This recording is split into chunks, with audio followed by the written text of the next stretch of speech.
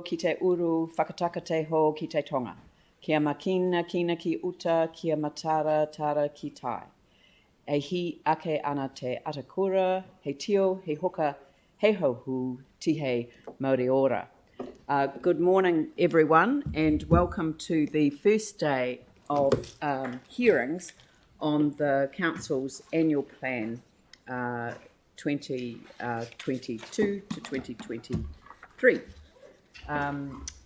I just thought that I would just give you a quick update as we're online for this first day of hearings to say that about just over 500 about 500 submissions have been received and approximately 120 are to speak. So it's a reasonable level of interest in the annual plan process. We're starting today's hearings with the community boards who are going to be speaking to us. Their presentation will cover the not just the annual plan, but also the other items that we have for discussion: the proposal to increase rates on vacant central city land, the opting out of curbside collection and targeted rate, and the proposal for a new policy on Māori freehold land. And these will be dealt with at the same time as their presentations. So we've got a global time available to each of the community boards. So if I could start with Waimairo, Pendleton, Waimairi, Hereward Community Board, who are going to speak to the draft annual plan and the proposal to increase rates on vacant central city land. So Bridget Williams, you'll have 20 minutes, generally 15 minutes for the first and 5 minutes for the second. And I can see out of the corner of my eye that you are joined by David. So I will hand over to you. Thank you so much. Is it okay if we take our masks off? Yes, no, that's fine for presentation. Excellent. So tēnā koutou katoa. So firstly, we want to acknowledge all the effort staff and elected members have put into the annual plan and the changes made due to the feedback from the community, stakeholders, and the external factors that have occurred due to COVID-19. We recognise that there is a balance to achieve what needs to be done in our community while reducing the financial impacts on the ratepayers, all the ratepayers, who have also experienced the strains and challenges of COVID-19 and its ongoing impacts. So the board has already presented a written submission. However, this verbal submission is in addition and speaks to some of the key points within our presentation. First of all, rate rises. So our board is concerned about the proposed rate rises. As you know, this is a point we consistently push, as it's our residents who get hit hardest. A lot of these residents are asset rich, cash poor, and have also been impacted by the effects of COVID-19 through business or otherwise.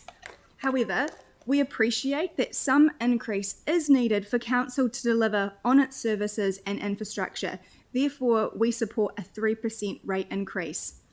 Obviously, the next question that follows is, how do we make up this difference? And it comes down to prioritising the capital program and getting the basics right. Understanding what that is comes back to listening to our community. So according to the results of the resident satisfaction feedback survey, there remains significant room for improvement on basic deliverables, including conditions of roads, which scored a 29% satisfied, and condition of footpaths, which scored 36% satisfied, and also stormwater drainage. It's not that we drop projects forever. We simply recognise that these are unusual and uncertain times. So let's make sure that we're actioning the expectations of what residents want, and recognise they too are going through some tough financial anxieties from the impacts of COVID. So we should be delivering on the projects that that they count on us to be done correctly or done right.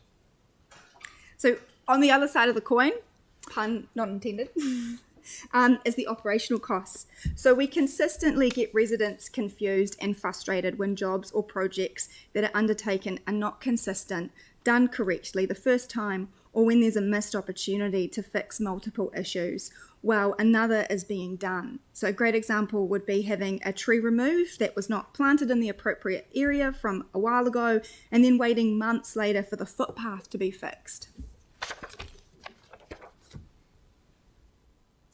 Moving on from rates, as you know, from our submission, we're not asking for additional money, but keeping consistent to the theme of basics. We have highlighted several streets and areas we would like to prioritise within the existing budget. They are as follows: the Graham's Road, Memorial Road intersection, or Memorial Ave intersection, specifically rating the installation of a right turn arrow. Do you want to flip your page? Oh, sorry. Sorry. Oh, Yeah, yep. thanks. Okay. The Waimari Maidstone intersection, specifically in relation to the installation of a right turn arrow.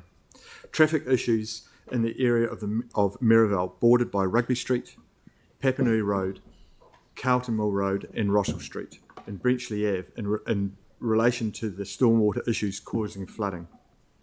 Finally, we'd like to note that due to the Ministry of Education no longer planning to reinstate the shared path through Cobham Intermediate School, we now have $180,000 that can be saved in the current draft annual plan. This is because the funds that were going to be used for the lighting through this path are no longer required. Again, we appreciate the work that has gone into the annual plan, and we know this is a balancing act. As board members, our duty is to act for the community and be that voice. We hope you consider these voices when finalising the annual plan, and thank you for giving us the opportunity to present. And if there's any time for questions, we'd be happy to answer the best we can. Do you want to speak to the other issue as Yep. well? Oh, yeah, that's fine. I mean, Yeah. unless you want us to leave 5 minutes at the end and... Oh, I think we'll just go straight into the other one actually, because it's Yeah, quite I quick. think so. And then they're both done. Both done. Yeah, Sounds thank good. you. So as for the vacant land submission, so the board supports the proposal and we appreciate the incentive, and we hope you've already reviewed our written submission. So today we just have some further comments. So I'll pass on to David for some of those. So with regard, it's having the tool in the toolbox and the ability to increase rates on it should be used wisely and with discretion. Obviously, if you are a landowner, you can only get a return on a building when you have a tenant. In today's environment, finding a suitable tenant to take up a long-term tenancy in a building is somewhat problematic and scarce to find. So to try and further incumbent a landowner with additional rates is, in our view, not wise. I want to just clarify that. It just Yep. felt like the two Yeah. of you were slightly different. Yes. So I guess from our written submission, we Yep. are supportive of the rates. Correct. However, we just want this to be treated case by case. And David was just Yep. highlighting So- that there's external factors already on landlords and those that own property, and to just be aware that with those external factors, it comes back to treating each situation case by case. Well, but vacant land, you're not talking about a tenant in that regard. So you're No, talking but, about future tenants. yes, correct. Yeah, okay, Yep, so, yep. and that's the challenge around, being able to raise finance once you've got Correct. properties sold Correct. in advance off the Yep, plan. yep. Okay, that's good. Thank you. Jake. Thanks for that. You talked about getting back to basics and having that high priority when it comes to roading and footpaths and storm water. Yep. Where does cycleways fit in terms of those priorities for your board? So Our board has long supported a return to cycling. However, High priority. it is money that cycling paths should not be over-engineered, and the figures and the ongoing monitoring of cycleways should be continuously reviewed to see if actually the spending is correct. We do not need sledgehammers opening walnuts, in which case there has been plenty of that discussion around this table. Thank you. Jimmy Chen? One question regarding list 4, you commendable recognize and prioritize with the existing budget, whether your intention is bring forward to this coming year. Sorry, what was that, Jimmy? You particularly mentioned the 4 different Oh, intersections. yes, Right. yeah. So ideally, we would love it if those areas could be prioritised. So Yes. we're not here specifically asking. I mean, if there's money in the pot for those areas to be focused on, that would be great. We've been hearing a lot of our residents highlighting these as key areas. So our board is asking that where there will be improvements made to traffic or parking, we would love those areas to be focused on because they've got a lot of high, they are high priorities for us. Okay, but if you bring forward to this coming year, probably they have rates the impact. Am I right? So we're not asking them to be put forward. We're just asking that if there will be improvements made to the board, then we would like it if those be prioritised. Okay. Yeah. Thank you. That's all right. I've got Yanni, Sam and Sarah. Thank you. I've just got 2 questions, and thank you for your submission and taking the time. In your submission on page 10 of our agenda, I think page 2 of yours, you talk about the issues with large trees planted too close to footpaths and underground infrastructure, but then in your priority areas, you don't mention any support for trees. I just wanted to know if your community board would support council putting in extra budget to enable more trees to be planted in local areas to address some of the challenges that you've raised. We always love trees planted. This is the Garden City. Our view would be that when, for example, when a landowner removes a tree, that they have to at their own cost, which is currently my understanding of the bylaw, they have to replace 2 trees. So I don't see the council needing to have to spend extra money that we don't necessarily have to invest in more trees. Right. However, we need to be able to find the money in the existing budget. I don't think that's right. I think I was more concerned. I'm getting advice from councillors at the same time as so I probably need to I think that you're describing the council's policy on public land. But that doesn't apply. Oh, sorry, was the question not direct? You're talking about. I'm just mindful that there's some roads, for example, where there's infrastructure services that mean that large mature trees cannot be replanted if they get sick, or there might be areas in your ward too where there's a lack of sort of suitable trees being planted in public roadside space.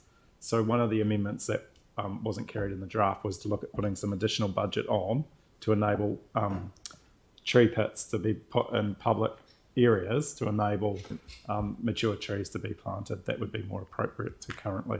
So I was just referencing where your submission talks about the impact of large trees being planted too close to footpaths and underground infrastructure, and just wondering if you would support some budget being made available to address those sorts of issues. Yeah, that's an interesting question. I think it'd have to be also like case by case as well, because one resident's tree is another person's nightmare. So and at the at the end of the day, we also want to be representing the residents and what they want as well. But I mean that's an interesting concept, because we also know of people that want the trees in certain areas where the trees were never supposed to be planted in those areas. So I guess the question would be, would we be throwing good money after bad if we're sort of digging these trenches around trees when they shouldn't have been there in the first place? So, and I'm not a tree expert, so I don't think I can answer that. No, sorry. This is to answer your question, to get the appropriate trees planted in streets where people want trees planted. Our preference would be for the design for a treescape or for in a streetscape for trees to be there. Okay. That would be our preference. Yep.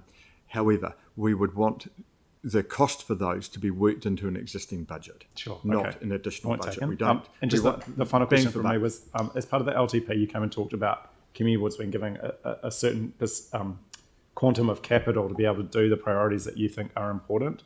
Given that we're doing our community strategy and we're going to have an implementation plan coming back, I was just keen on your board's view whether you'd still support again, existing budgets, reprioritising a component that could go to your community board or all community boards for capital.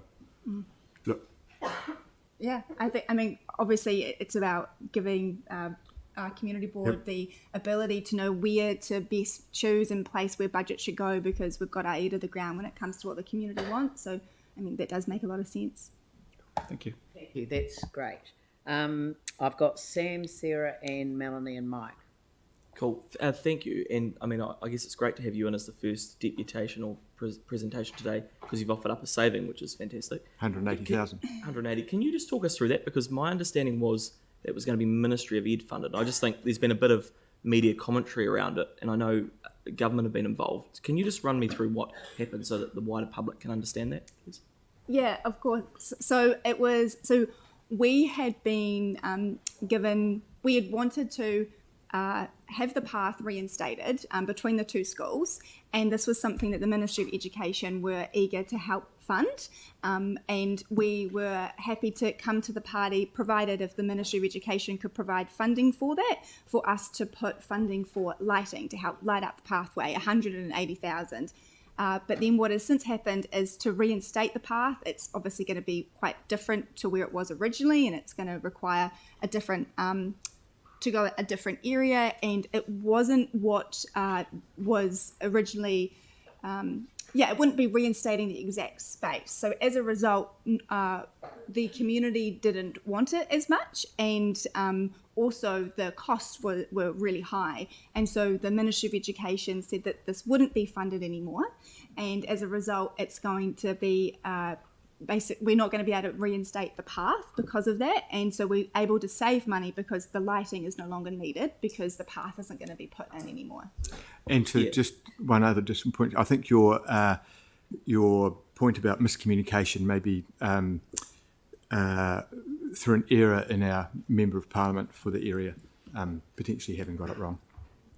That's what I was trying to clarify, because there's been some public discussion around council being on the hook for over $1 million for that path, but my understanding was that was never the case. And so what I'm trying to get to with, it's great you've brought a saving, but we're not the ones ending the project as such, because we never committed to funding the path. That's correct. It was Member of Parliament Sarah Pallett who... She was speaking on behalf of the community, and I am going to interject because it's not appropriate to, to put some blame on somebody who's not... I'm not assuming blame if I'm allowed to finish. I'll just simply say that I met with the Ministry of Education about this matter, so I can interject on this and say that what Sam has described is correct, but the desire line having moved, because it was a desire line... That is correct. Having moved it to the perimeter of the site no longer meant that it was a desire line. So the community itself was accepting of that. I think where the miscommunication was that it didn't get reported back as a joint communication from, the ministry and the council. So, and we should have gone back with a joint What I was communication. trying to clarify though in a public setting was... We were never up for the cost of the path. We were only going to be up for the cost of the lighting. But the public perception is that by us removing the 180 grand, we're the ones ending the project. No, absolutely. Well, that's what I'm not trying to true. clarify. So I'm sorry if it's taking a bit of time. And at the meeting with council staff, it was decided to look for an alternative route that would be lighted around the other side. So, but not on the Ministry of Education. But it's just to make it clear that us offering that saving as a community board is we're not the ones ending the project. Absolutely not. Yeah. Cool. Thank you. Thanks, guys. Sarah and Melanie and Mike. Thanks. Haddison, thanks for that. It's been really interesting to read. A couple of things. There's a big difference between the nearly 5 and 3%, sort of 2% on rates. So that would be around $200 million of capital expenditure just in the next year, or sort of around $10 million of operational.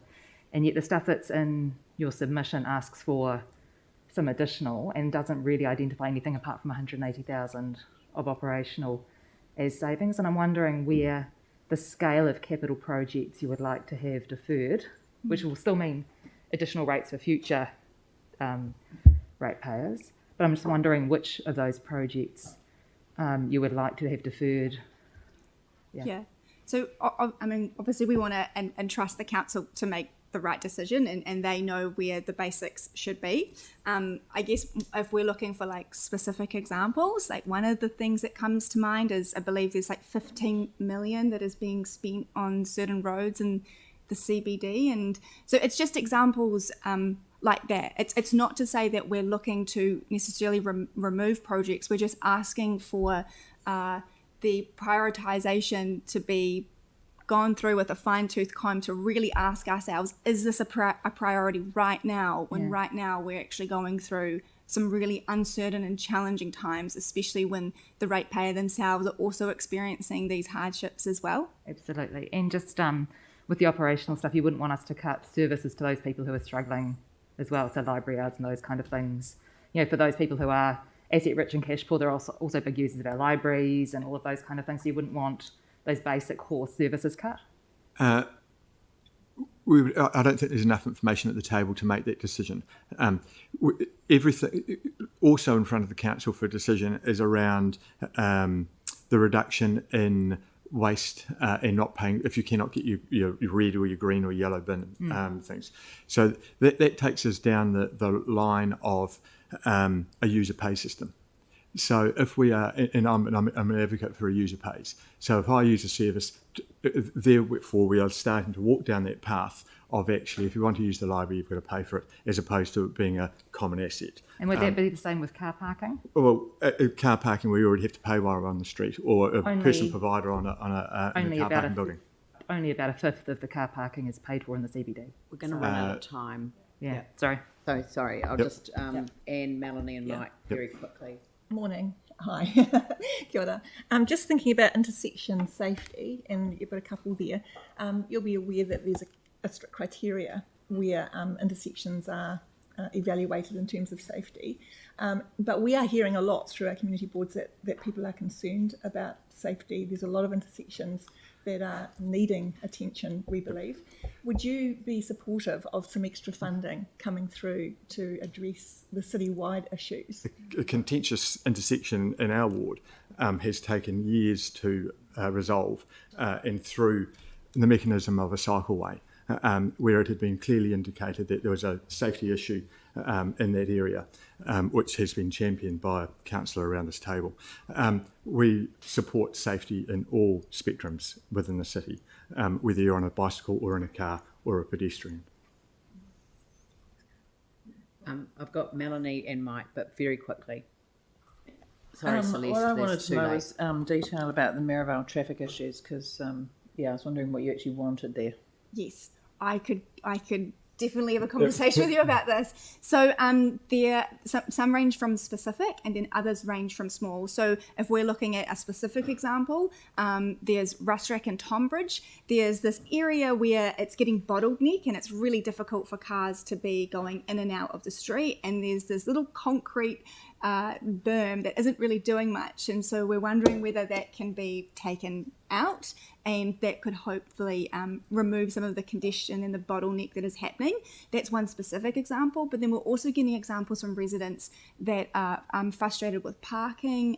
Obviously, with there being more people living in the area, this is causing more cars to be parked on the road, so the streets are quite narrow. So we're really wanting, this is a priority for our board. This is actually going to be a board priority, specifically in that Merivale area, because there's just been we're getting far more residents coming to us raising traffic and safety issues, and like I said, some are specific and they might be able to be worked at if we can go in and remove a certain area like a concrete berm, but others might require a bit of staff and traffic intervention to actually see what can be done in the long term, so we can make sure that residents that the streets are fit for purpose. Thank you. Mike? No, it's fine. Thank you. Look, just on that last one, and possibly with some of the other priorities, we'll get staff to provide some advice on those, but having that, the governance staff will have obviously heard you discuss those issues. I think that concrete bit is there to stop people turning right when there isn't a queue of traffic, so which is possibly a safety issue. But let's look at the issues there and just see where they are on the capital program and what we can do. So that would be great. Thank you so very much for your time. Thank you. And best of luck in the deliberations. Yeah, thank you. Right, the next community board that we have is the Waipapa Papanui Innis Community Board. And they are presenting on the just on the annual plan. Just annual plan, yeah. Okay. Oh, and Emma Norris is immediately in front of me. Thank you. Welcome. Kia ora koutou. Thank you for the opportunity to submit today on behalf of our Waipapa Papanui Innis Community Board. I'm going to keep our presentation brief and we'll be highlighting some points from our written submission, but I'd like to start off with just a few general comments around council spending. Our board is aware that this is a challenging time financially for ratepayers as well as for council with increases in costs and the effects of COVID. We support keeping any rates increase as low as possible and definitely no higher than what was signalled in last year's long-term plan. We believe that with the issues brought on by the pandemic and the financial implications of those, council should not be operating in a business as usual manner. Prioritisation should be given to the provision of essential items and services in order to keep council's own costs down and relieve the burden on ratepayers. Now to some area-specific projects which are included in the draft annual plan that we would like to reiterate our support for. So just to note, these things are all included. We're not asking for anything extra. First up, the Belfast Park pedestrian and cycle crossing. This is required to provide access from the Spring Grove subdivision across the Waraway line into Belfast and was meant to be complete a number of years ago. There have been issues with Kiwi Rail which have held this project up, but we want to ensure that it is completed as soon as possible. Currently, we have school children crossing the railway line where there is no crossing in order to gain the easiest access to the school in Sheldon Park and that community sort of hub there in Belfast. The only other options for them are to go south to Radcliffe Road, which is that bottom red line, where there's no footpath, or all the way up to Belfast Road. Next, we have the proposed new traffic signals at the Greers Road, Landon Road intersection. I don't have to say too much about this, as I'm pretty sure I've mentioned it every time I've presented to you in the last 2.5 years. But just to remind you, the new retail development on Langdons Road has led to a massive increase in traffic in the area and has put huge pressure on this intersection. We support the proposed signalisation of the intersection to alleviate congestion and increase safety in the area. We also strongly support the inclusion of the Northern Line cycleway Tuckers to Sturrocks in the draft annual plan. This is currently the missing link in the path alongside the Northern Railway line, and as you can see from this photo, people are still taking the route, including school children, and putting themselves at risk. Again, we know there have been delays to this project due to Kiwi Rail, but we implore you to please get on and get this section built. Another project included in the draft annual plan which has also been delayed due to Kiwi Rail is the Northern Line cycleway Herwood Road crossing. So we also support this being completed as soon as possible. Again, this is a safety issue with the cycleway's proximity to local schools, making it extremely busy, and the demand on this crossing is very high. The board supports the inclusion of stage 3 of the Norwest Arc cycleway and also the Wheels to Wing cycleway, and request that they be implemented as soon as possible. With regards to the Norwest Arc Section 3, we also request that the upgrade of Condell Ave be done at the same time. There was a 2010 resolution by Council to renew this section of Condell Ave, and it makes sense to do the work at the same time as the cycleway which goes through the Aoranga Condell Matsons Ave intersection. Our board supports the capital grant proposed in the draft annual plan for the Edgeware Pool project. I'm sure you all know the background to this community project. The community's efforts started after the original pool was demolished by council in 2006, and it has been worked on since then by a hard-working group of volunteers. The community has always argued the need for a local pool in the area, with this need becoming even more prevalent with the significant increase in housing intensification in the St Albans area. To finish up, as I said earlier, we believe the council should be prioritising the essentials at this time. And this means continuing the focus on the road and footpath renewal program, that was started in last year's long-term plan. We have a number of roads and footpaths in desperate need of repair, not just in our area but across the city. So please keep the focus on these. And that brings me to the end of the presentation. Any questions? Thank you very much. Look, thank you, and especially for that focus on the Kiwi Rail interface with city council projects. It is a priority for us, and there is follow-up happening with the organisations. Pauline, Yanni. Yeah, thank you. Yeah, Kiwi Rail does seem to be a stumbling block. Just because you're up in that area, with the Belfast crossing there, with the children crossing the railway line, do they have like a traffic warden helping them across in the morning like we see on the intersections in town? Well, no, because they're not meant to cross the railway line. The school has provided information to families on safe rail crossing and all that sort of stuff, but there have been some people who have been still crossing at that point because it's the easiest access. It's a direct route from that subdivision right across the railway line. So there's no supervision when they're doing that? No, because they don't want to encourage it. No. Okay, thank you. Yanni, Jimmy and Mike. Thank you. Do you know if the resource consent required the developer to pay for the traffic lights at Langdon Greers, or are we being asked to pay as a council, even though the private development's what's enabled or caused? That is, I believe that's still unclear, but council staff are still working with the developer.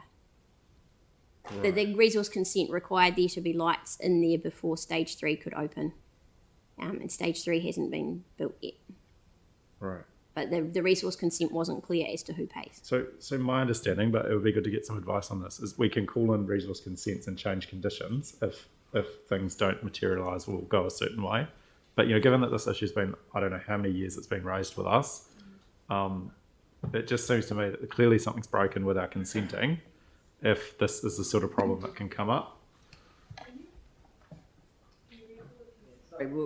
Sorry, suddenly saying to the chief executive, what's the process for recalling consents? I'm not familiar with it, so we'll get some advice on that to come to this process. Yeah, I'll put the question in for me. That's actually quite a significant issue, and I think one has to exercise a degree of caution because we're talking about the regulatory function of the council versus the policy side of the council. So just in terms of your board, are you aware of the audit of the resource consenting that the council's done?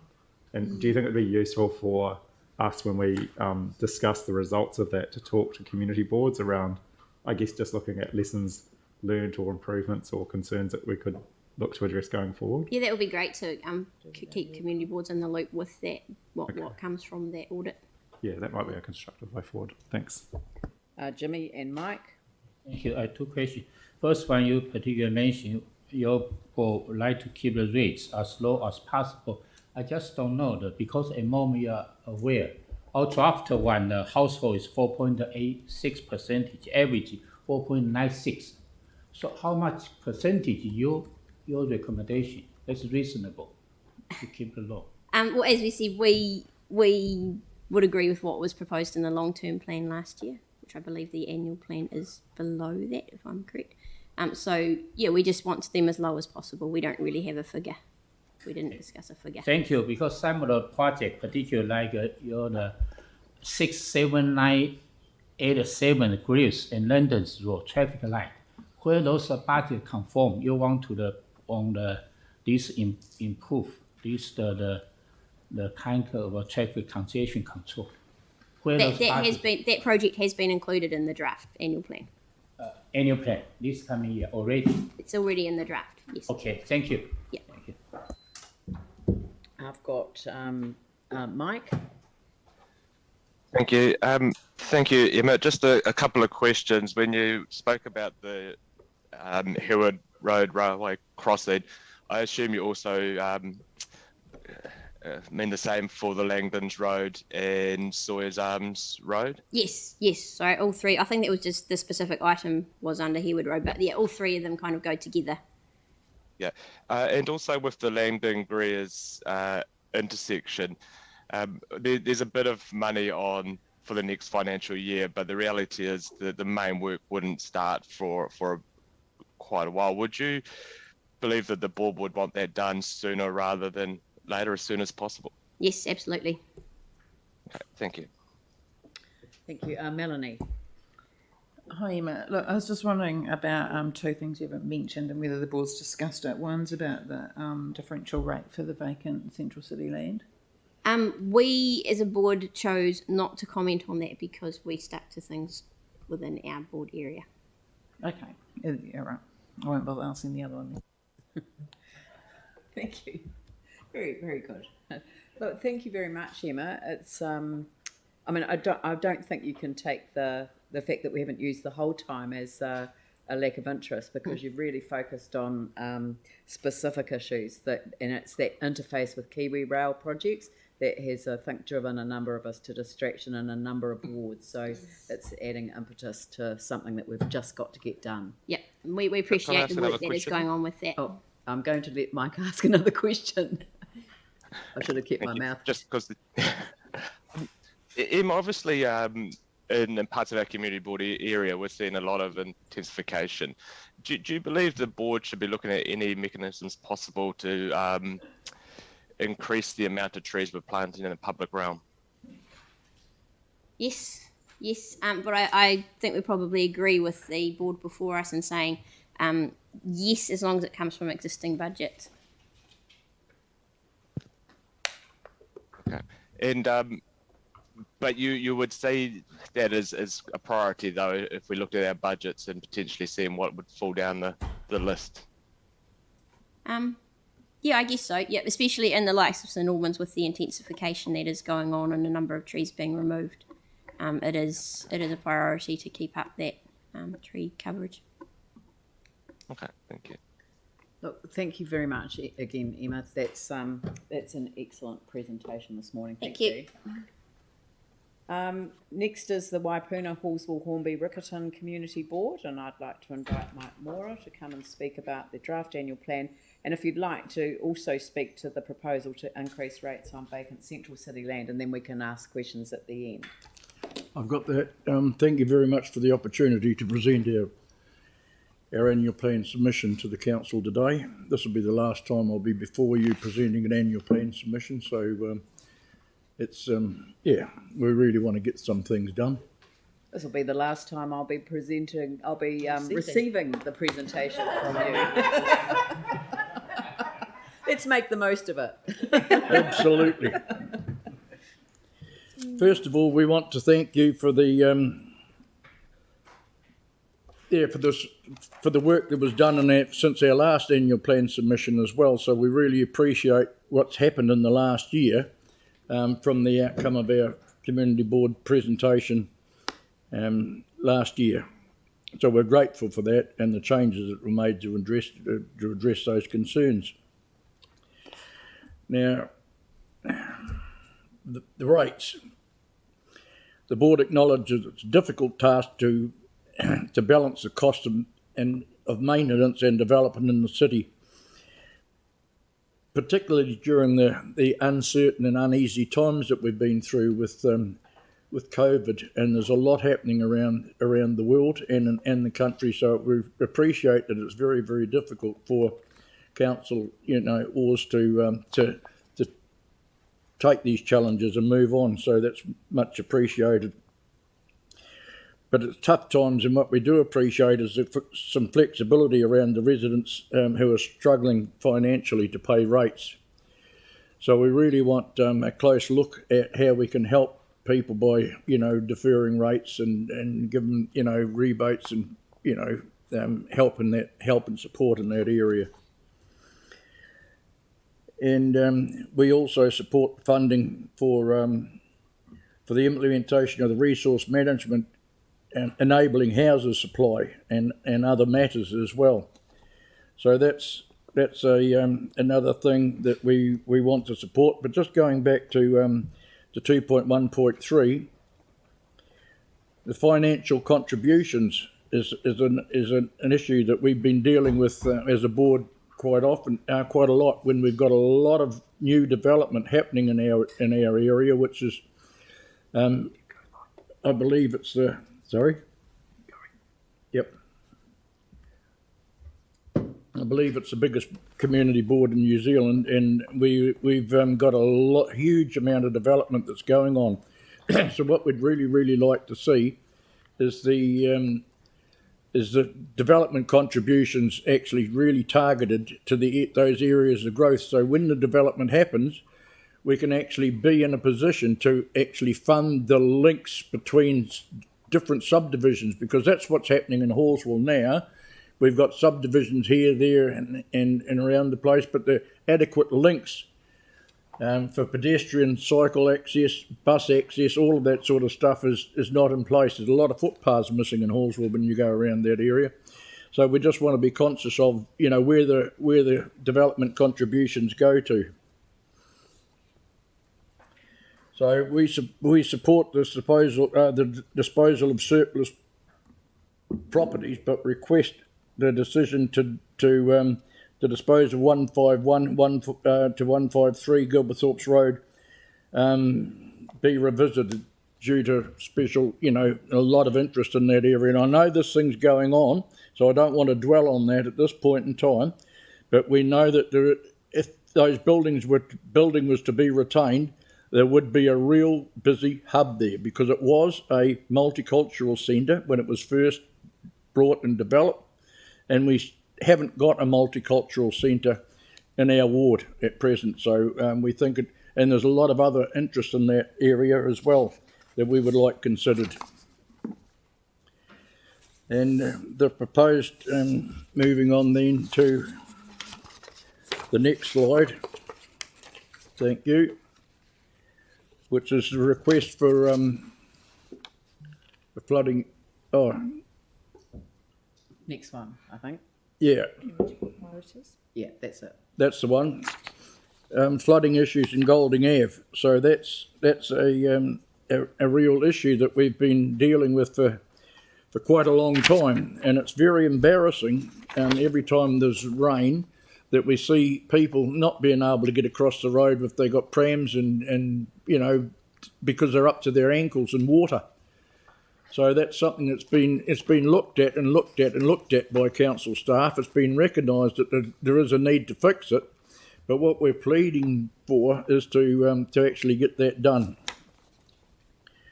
So I just need to find out my link on this document here now. Amy's and Springs Road as well. So yeah, Amy's and Springs Road has been identified as a medium-high risk intersection, and its upgrade in the long-term plan project 60099 aims to improve this, and reduce death and serious injuries, crashes at this intersection. And we really need, it's a T-staggered intersection, so we really need to have a very close look at that again, because there's a lot of traffic goes up and down Springs Road, and Amy's Road is a very, very busy link road as well. So although this upgrade was originally proposed prior to the earthquakes, the work is now not programmed to start until 2025. So we consider that to be an area that we really want to improve those links, because it is a very fast growing area, and the links between all the development in Wigram Skies and Hallsville and Knight Stream, that traffic needs to come backwards and forwards through those corridors, and safety is one of the things that we're really concerned about, and it's one of our board priorities as well.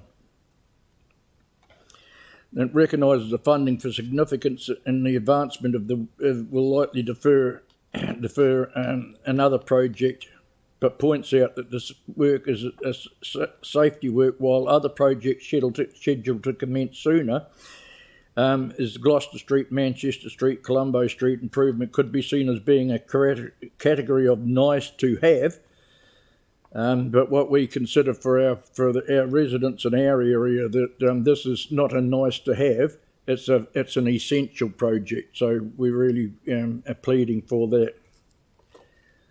So the advances, safety improvements to Waterloo Gilberthorpe's Road intersection. Now that's the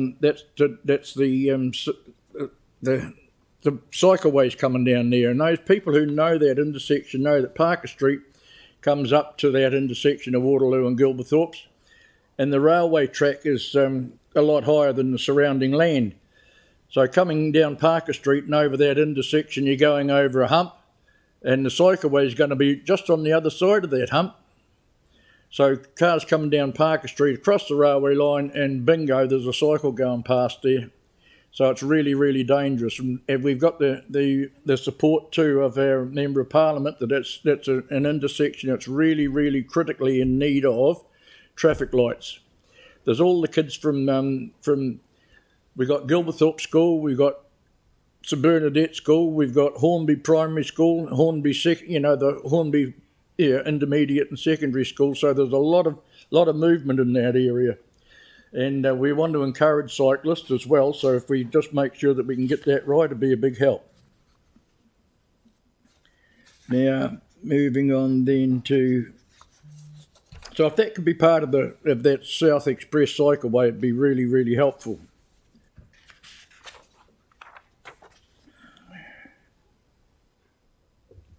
Now we're moving on to... Can I have the next slide, please? Yeah. No, there must be... Could we go back another one? Sorry, I'm getting a little bit out of sync here. Request of flooding issue Golding Ave. Yeah, parking ride. Sorry, go back to that one. Sorry to mess you about.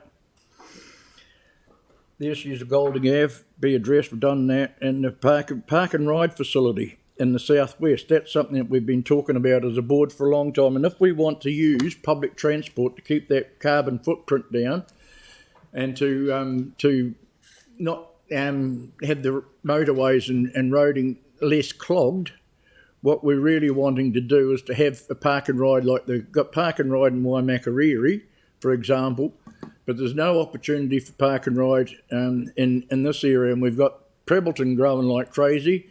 We've got Selwyn out there, Rolleston. They have park and ride out there. But we haven't got that opportunity here in our ward for park and ride. So what we'd really, really want to do is to have, when we have commercial developments and that taking place, or the spare land, maybe even around the edge of a stormwater retention basin, I don't want to go into too much detail, but where there's, if that's what we want as a city, we've got to make sure that people have got the ability to actually drive, hop on the bus, go and to town and do their business, and then come back and hop in the car and go. So please, please, please, can we have a look at that? Because if we're going into the future, if we don't do it now, we're not going to do it right. The other one is the provision for the Upper Riccarton War Memorial Library. The trust side, I know that the Historic Places Trust is still looking at that building for, possible retention. But anyway, the key of our community board at this point in time is to keep that land at least as a memorial for those people. This is especially with now that Renadale's closing down as well, which is a real issue that just came out of the blue to our community board. So that area, was gifted, that area of land, and to the Riccarton Council back in the day, and that was just after the First World War, actually. So what we'd like to have is that land retained so it can be a memorial garden. If we can't retain the building, if we can have a memorial garden there and have the plaques and stuff there, would be really, really good so people can go and reflect. So if we can have that done, that would be very, very, very much appreciated. And there's also a request for the advancement of the Templeton Domain Playground renewal. So that's something that that the people of Templeton's growing and growing and growing. And if we can get that playground there, but it's out of date, it's past its use-by date. So if we can get some focus on that, it's not a biggie, but it's very important to the people in that community. If we can get that done, be much appreciated. And the other one should be missed here is the dog park. There is a willingness and a wish from the community to have a fenced dog park in our area. This submission specifies specifically around the Hallsville area, but we're recognising that it's in our ward. It's a lot more than actually Hallsville. There's other people that need to be considered as well. I've got the luxury of the Waterloo Business Park just down the road from me, which has got a lot of green space, that I can take my dog down there and let it run loose, and that's very much appreciated. But those sort of things are going to go. And I don't think it's fair to have a dog that you've got to have on a leash all the time. I think you need to have the ability somewhere to let the dogs go and have a run around and be a dog. Just be a dog. They're our friends, so we've got to look after them. And the other issue that we've got is the Sockburn Service Centre site and the Sockburn assets. The building has been demolished. It's a bit of an eyesore, but anyway, it's less of an eyesore now that the building's down.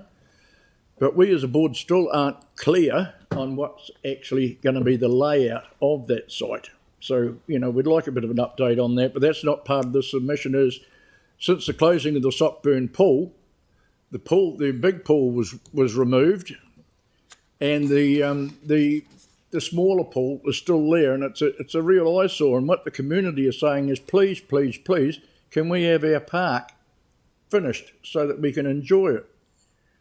So it's still, the parts of it are still all fenced off. So it's just, that's been a long time. It's not a biggie. It's not a big ask. It should be something that would be, I would say, we'd be able to come out of a budget somewhere easy enough. And I know it's difficult for you people all the time to have a look at budgets and where money can come from. But if you're living in that area of Sockburn and you see that lovely park, but there's big clunks of unused things with fences around it, it's not a good look. So then we go on to, I think that's Kyle Street in Riccarton. That's a little street, and it's where Niwa have got their office.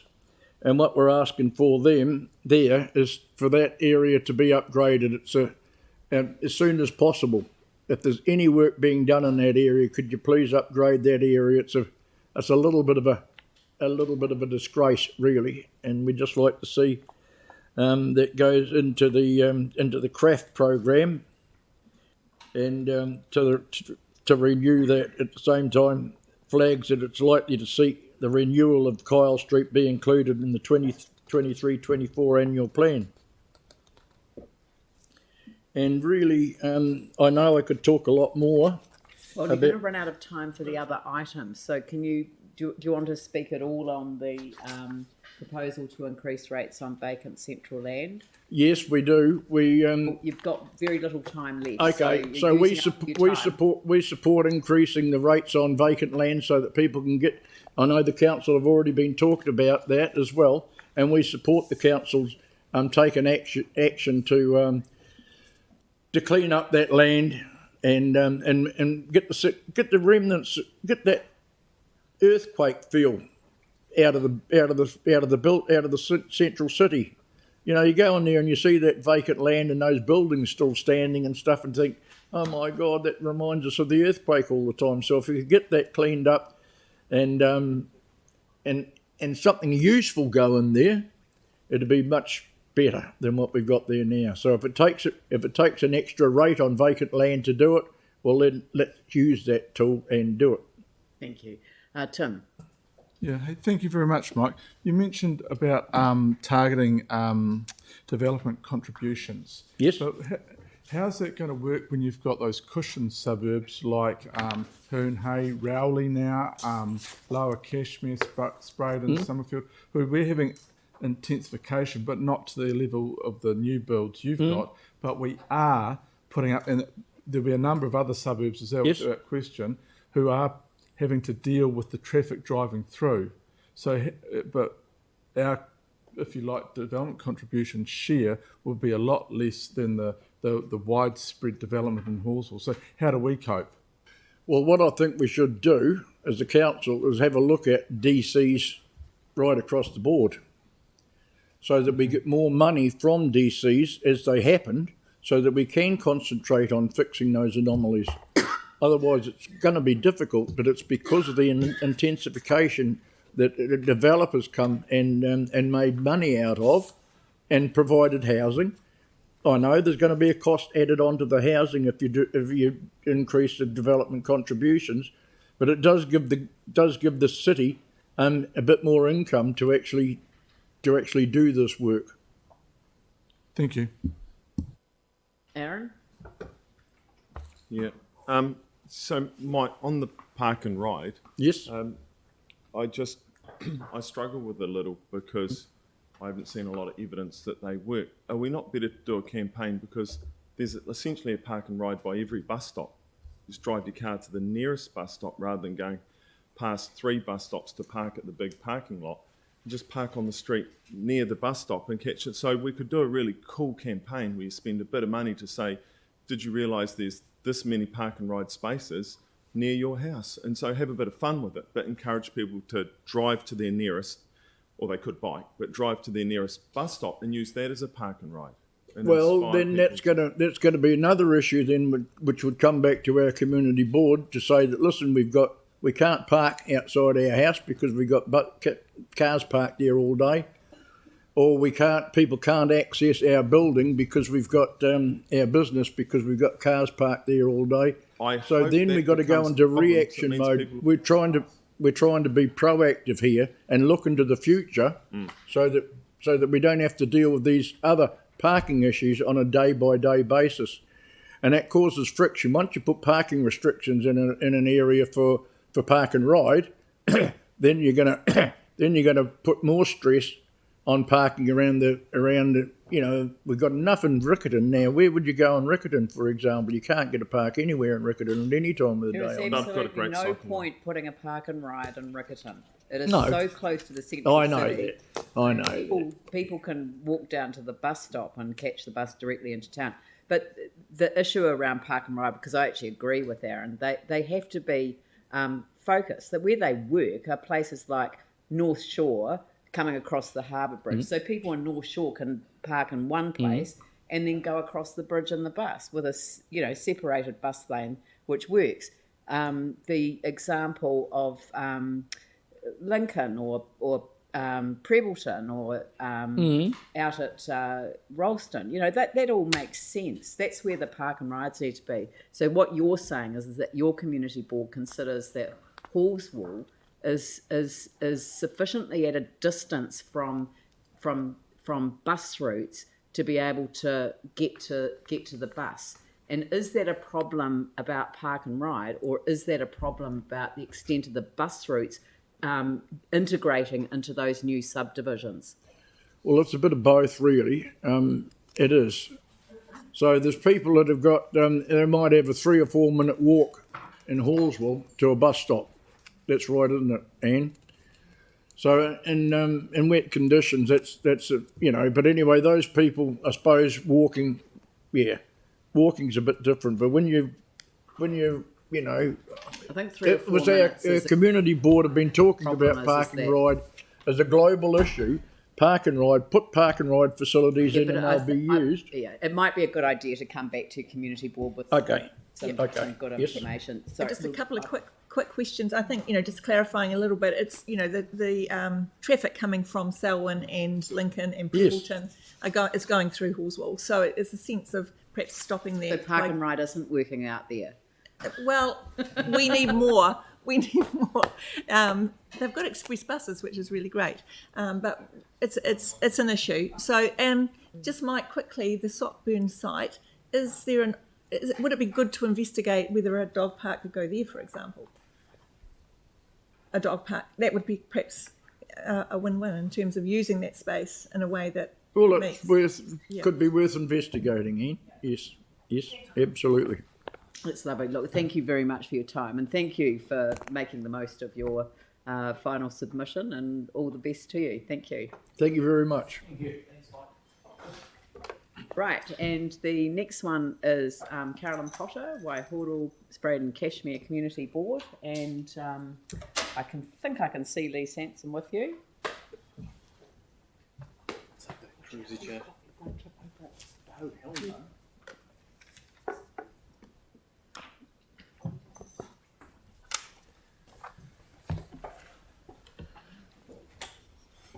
Kia ora tātou. I'm here with my deputy Lee Sampson and we're going to alternate in our presentation.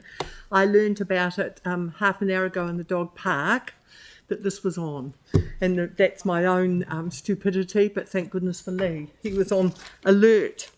Take your mask off, Carolyn, if you want to. That's right, thank you. Yeah. It's great watching a meeting like this without a mask and not on Zoom. The Selwyn Street Master Plan. Before I start, Liam, the question that you asked Mike, I thought I'd get rid of that first. Our board hasn't formally discussed the rates on vacant land in the inner city, but we support the increased rates on vacant land in the inner city. I would know which way the majority, not counting one person, the majority of the board would vote on that issue, because we've discussed these issues before, and our board would support increase the rates on vacant land. Selwyn Street Master Plan, this is the top priority for our board this year. This small suburb, not known for having an enormous income in that area, was badly damaged in the earthquakes, lost much of its built heritage, including a coffee shop that was the centre of the community and the centre of an artistic community as well, that has sat there ever since the earthquakes with repairs on it, but has had no repairs take place. And so it's a pretty depressed looking area.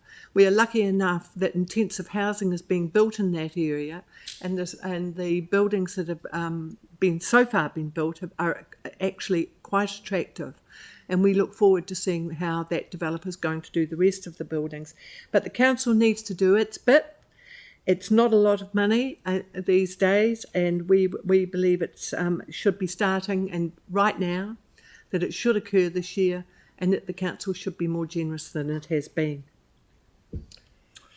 Okay, pedestrian safety improvements in Kashmir and St Martin's.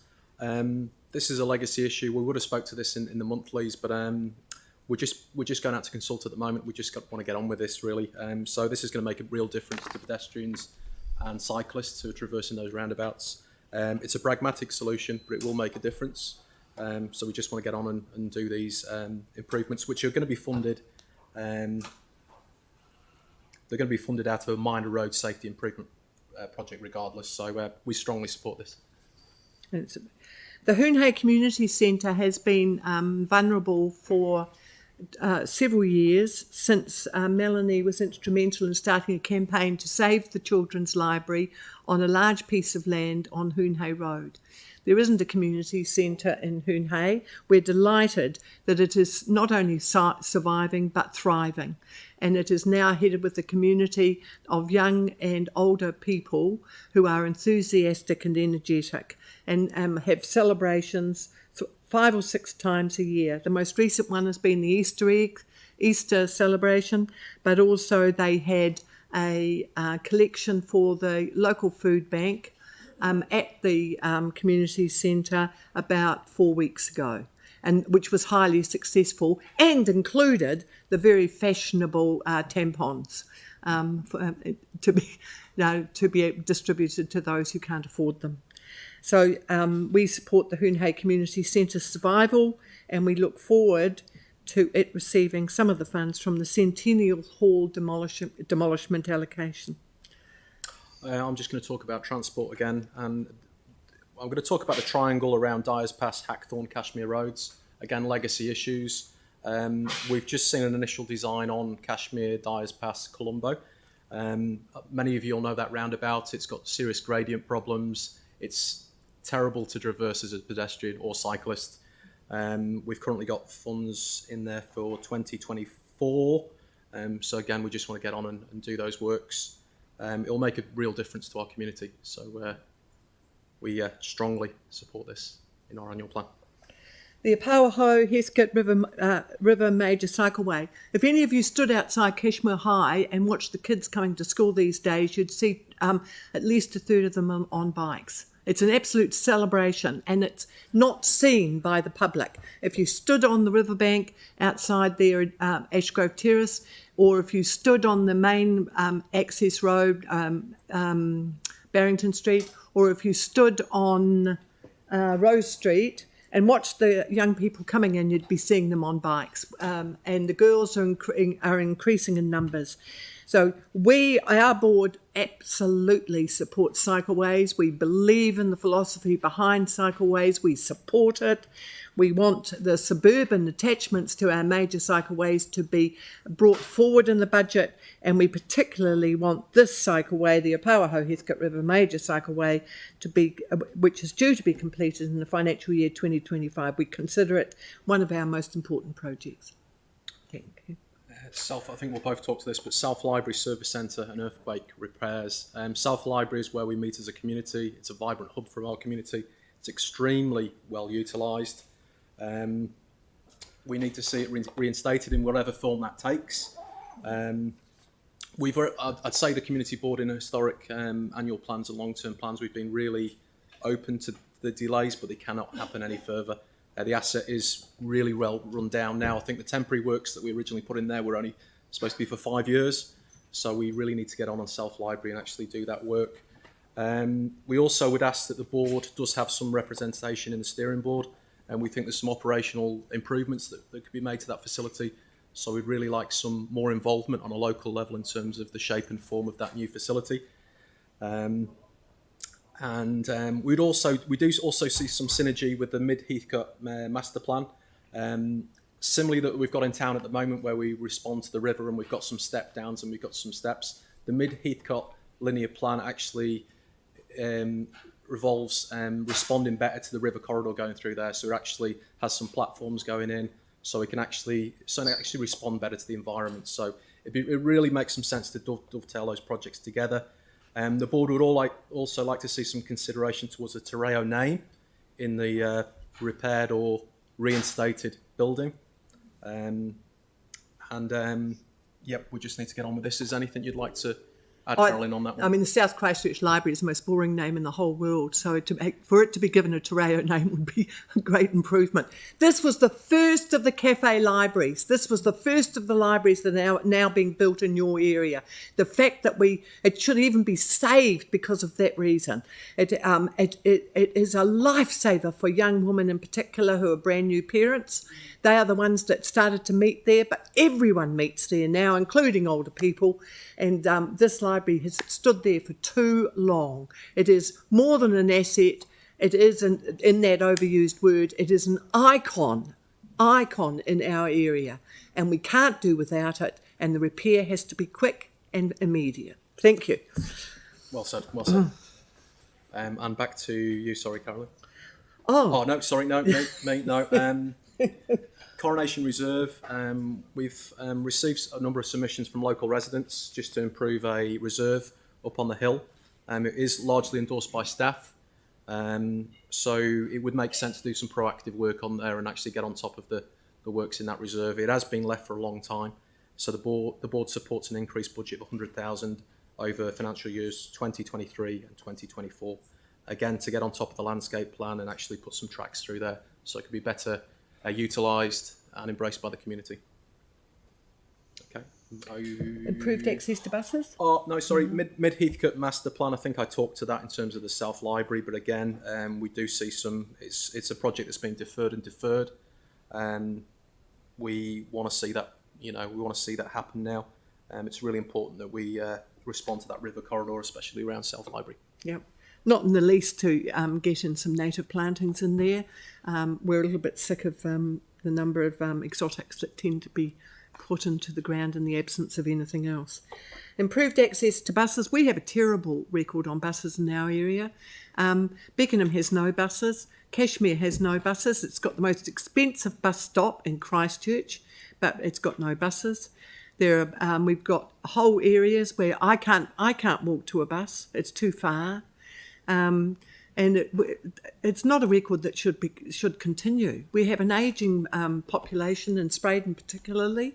I think it's the oldest population in Christchurch, and the fact that we haven't got easily accessible buses in many of our flat areas and the entire hills is shameful, absolutely shameful. And we're to the extent that we're prioritising, as we have done for a while, on seats in between bus stops. so that we can get people to the blasted bus stops that only exist in a very few places. It's unfair, the level of service by buses in our area. It's unfair, and it's not appropriate when we're trying to get people into public transport. I've got an item here that says library fines, but I think it's job done here, so thank you. Well done. Recreation and sports fees, and we're sprayed in Hoonhay and Addington.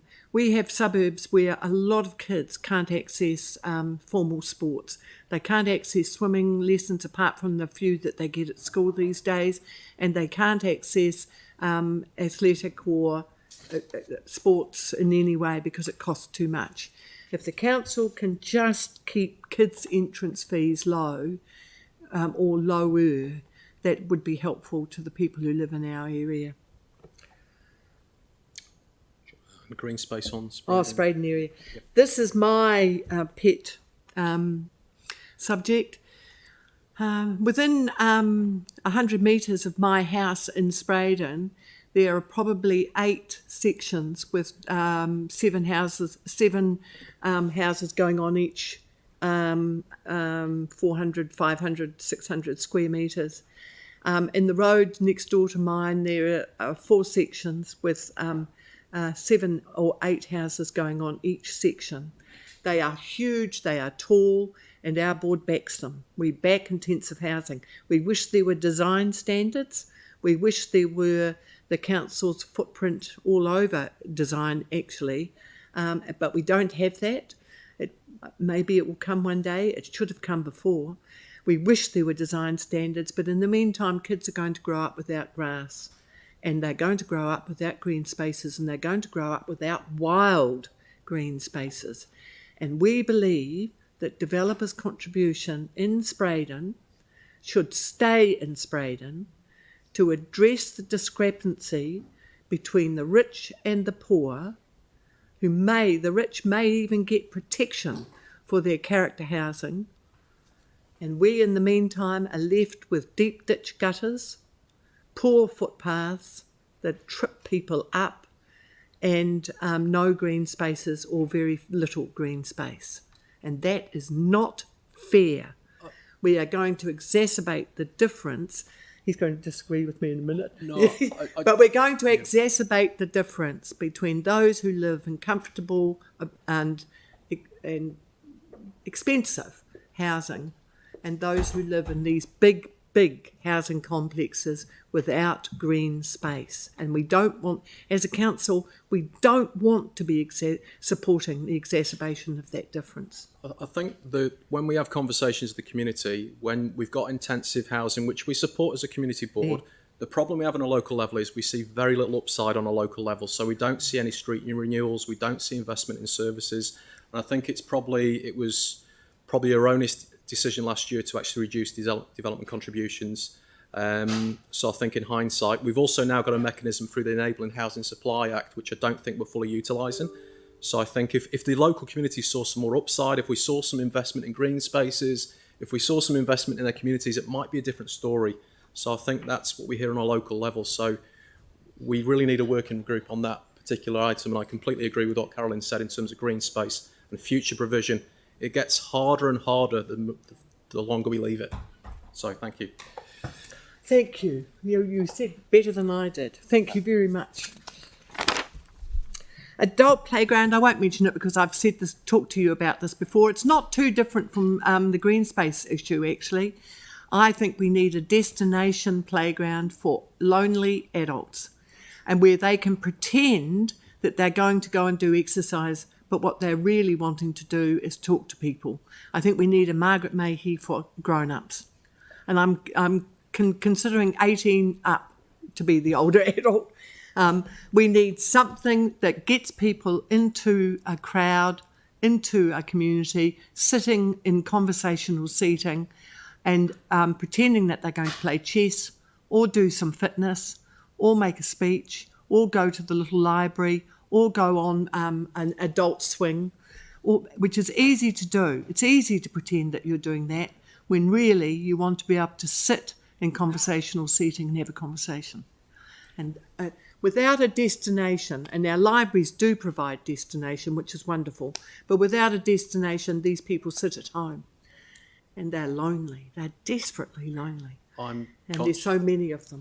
I'm conscious of time. Yeah. So local cycle connections, we've already touched on this, so I don't think I need to traverse it much, but we've put all the main arterial routes in for the major cycleways. It's completely nonsensical now that we're not connecting up the key activity centres or schools, because that's what's really going to get the net gains. So unless we're going to invest in the secondary networks, the connection into Westmoreland is a particular case that we've traversed as a community board.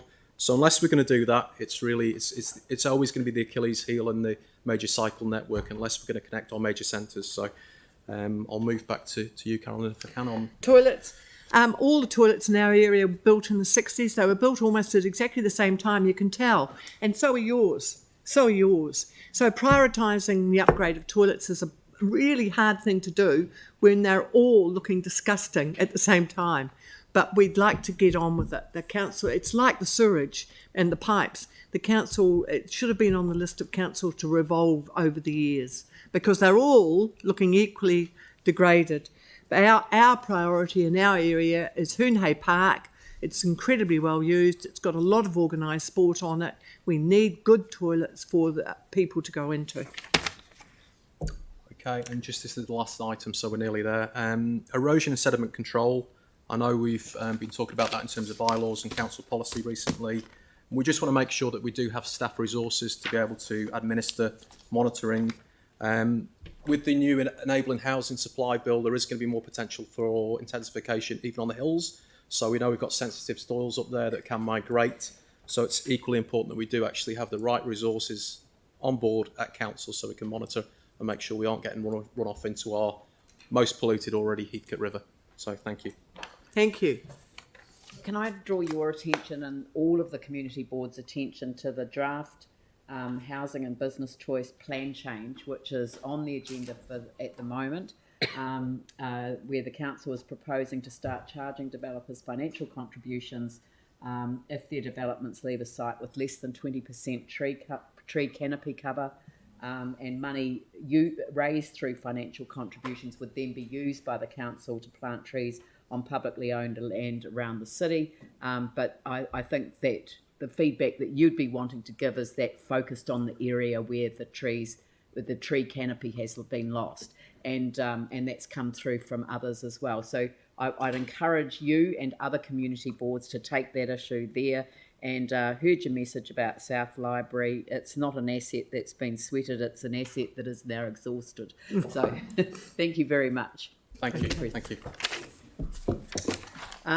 The last one before our break is the Waitai Coastal Burwood Community Board, and we've got the chair of the submissions group, Bibi Fraley, who's going to present, and accompanied by Kelly Barber, who's the chair of the board.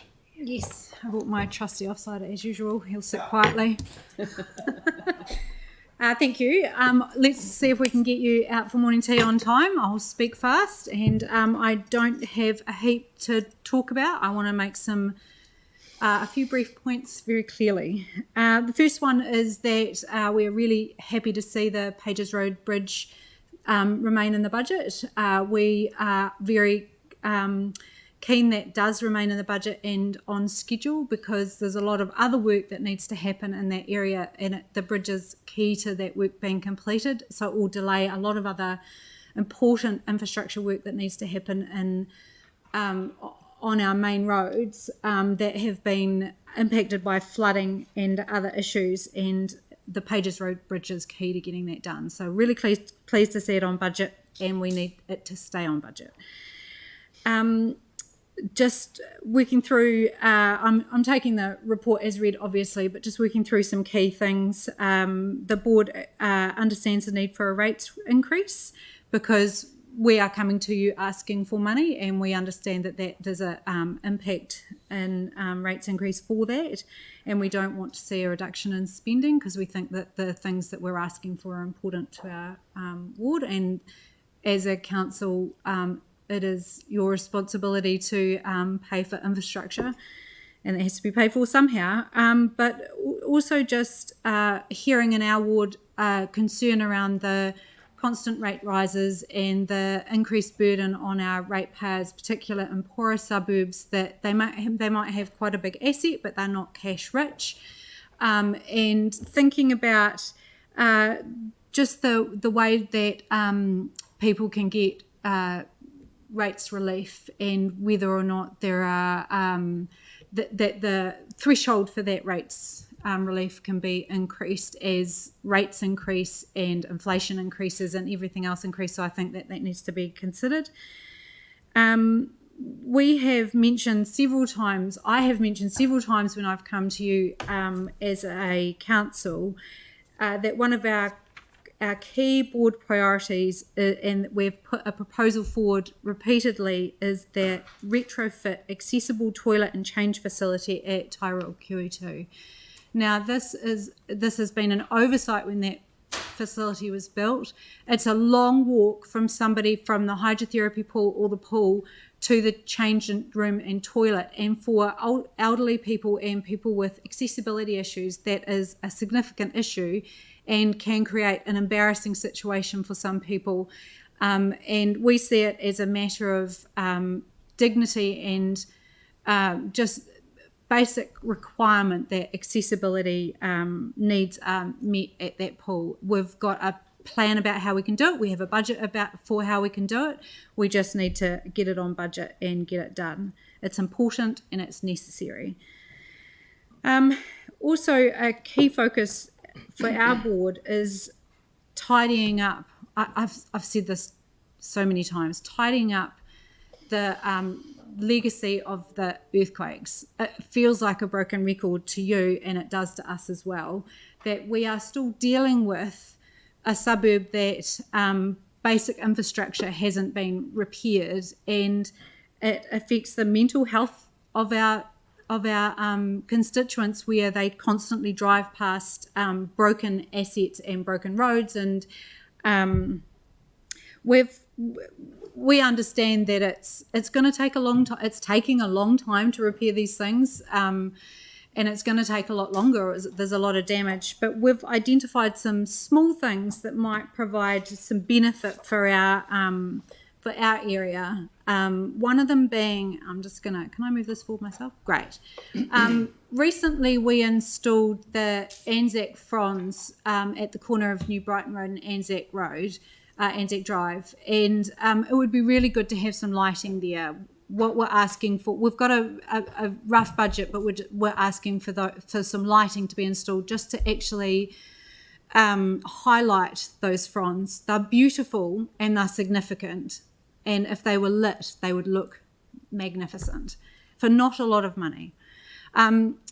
Ironically, the second item, which comes before the recent occupation at Brooker Ave, we've had approaches from people who are interested in the idea of a camper van park in the red zone at Brooker Ave. So clearly it's being identified as somewhere nice to camp. And we'd like to just investigate the feasibility of having a camper van area in that zone once the land has been transferred to council, whether that's a possibility and how much it would cost. And then one last thing, and I think it's something that should have happened already, and it's appalling that it hasn't. This is the Rafiti Domain car park. Now, if you look closely, you can actually see there's bits of metal sticking up out of this wood. The wood's out of alignment. It's actually a safety hazard. We've had a costing to get it repaired. It actually just needs to be done. This is a car park that's not just used by our local area. This is a destination that people visit from all over the city.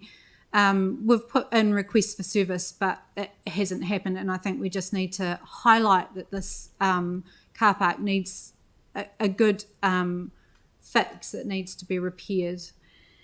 And we think that these small things add up to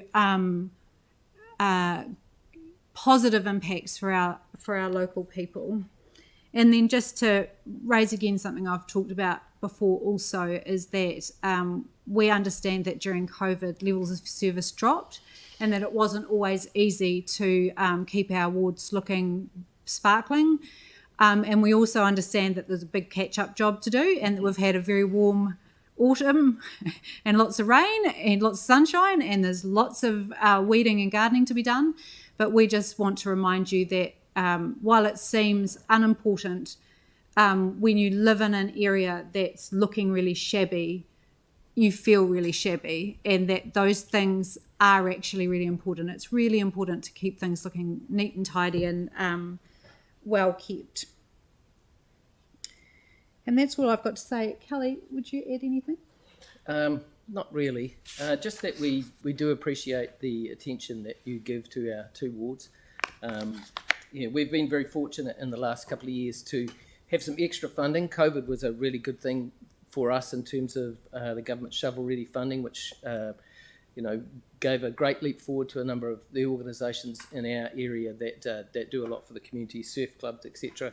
So we just need to keep moving forward. The psyche of our area I feel is improving. There's a lot of really good things going on, a lot of developments, etc. And we just want to keep that moving. And as Bibi points out, levels of service around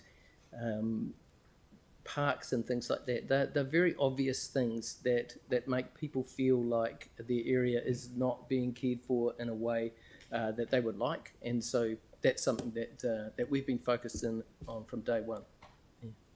But that's all. Thank you, Bibi. I've got Mike, Celeste, Jake and Jimmy. Well, Celeste can go first then, as it's her area. She might ask the same question. Thanks, Mike. First of all, well done on the excellent presentation. And yeah, I think you guys make some really great points about where the priorities are. I have just another question around, in terms of improvement, we know that we've got a school, Shirley Avonside, and we've heard from the school that a large number of the students are now cycling. Do you think there needs to be a focus on improving the cycleway connections? So sort of improvements to some of the areas for people to just get round. We also know that a lot of people are cycling in from the city. So do you think there could be some improvements on that front to help with active transport in our ward? Yep, I think it's necessary. I advocate for a major cycle route in East Christchurch. It's the only area that doesn't have one. We have the City to Sea pathway, but that's not a commuter route. And at the moment, we have a number of non-joined up cycleways. And even if we can get some of these connected up in some ways, I agree with you, Celeste. I think it's really important. I mean, it has to be done. We have to encourage active transport. Thank you. So back to Mike, and then I've got Jake, Jimmy, and Sarah. Thank you. And actually, that leads well into my question too. When you look at the major cycleway program, there's obviously a gap out to the east, and while there's one planned to New Brighton, there's nothing planned out into the northeast area of Burwood, Preston's Bottle Lake. Would you support a little bit of money put on budget so we can actually start doing some investigation work into what that would look like, where it would go in time to actually do a proper bid to the long-term plan? Our board hasn't discussed that specifically, but I personally support it. I think it's necessary. Okay. Yeah, no, thank you. And Kelly, do you support that personally then? I do, because Burwood Forest in particular is a major destination for people from all over the city. Bike there to go around the tracks, and so the better the links are for them to get there, the safer they are, the better for all of us. Great, thank you. Great. Jake, Jimmy, Sam. Thank you. Really impressive submission this year, as every year, but particularly this year. And I appreciate the comments on rates as well, because that gives us a lot of is that the unanimous view of the board, that they're supportive of the rate increase? I think there's some disquiet amongst us around constant increases, but us too. We also ask for a lot in our wards. I mean, I don't feel like we ask for a lot, but we are asking for things. And if you put your hand out, you have to think about how that's going to be paid for. So it's a pragmatic approach to say, yes, rates increases, but take care of our most vulnerable people by giving them rates relief if possible. And are you two personally supportive as members of I our personally increase? am in support of a rates rise. Yeah. And Kelly? I am. Yeah. Cool. Thank you. Jimmy?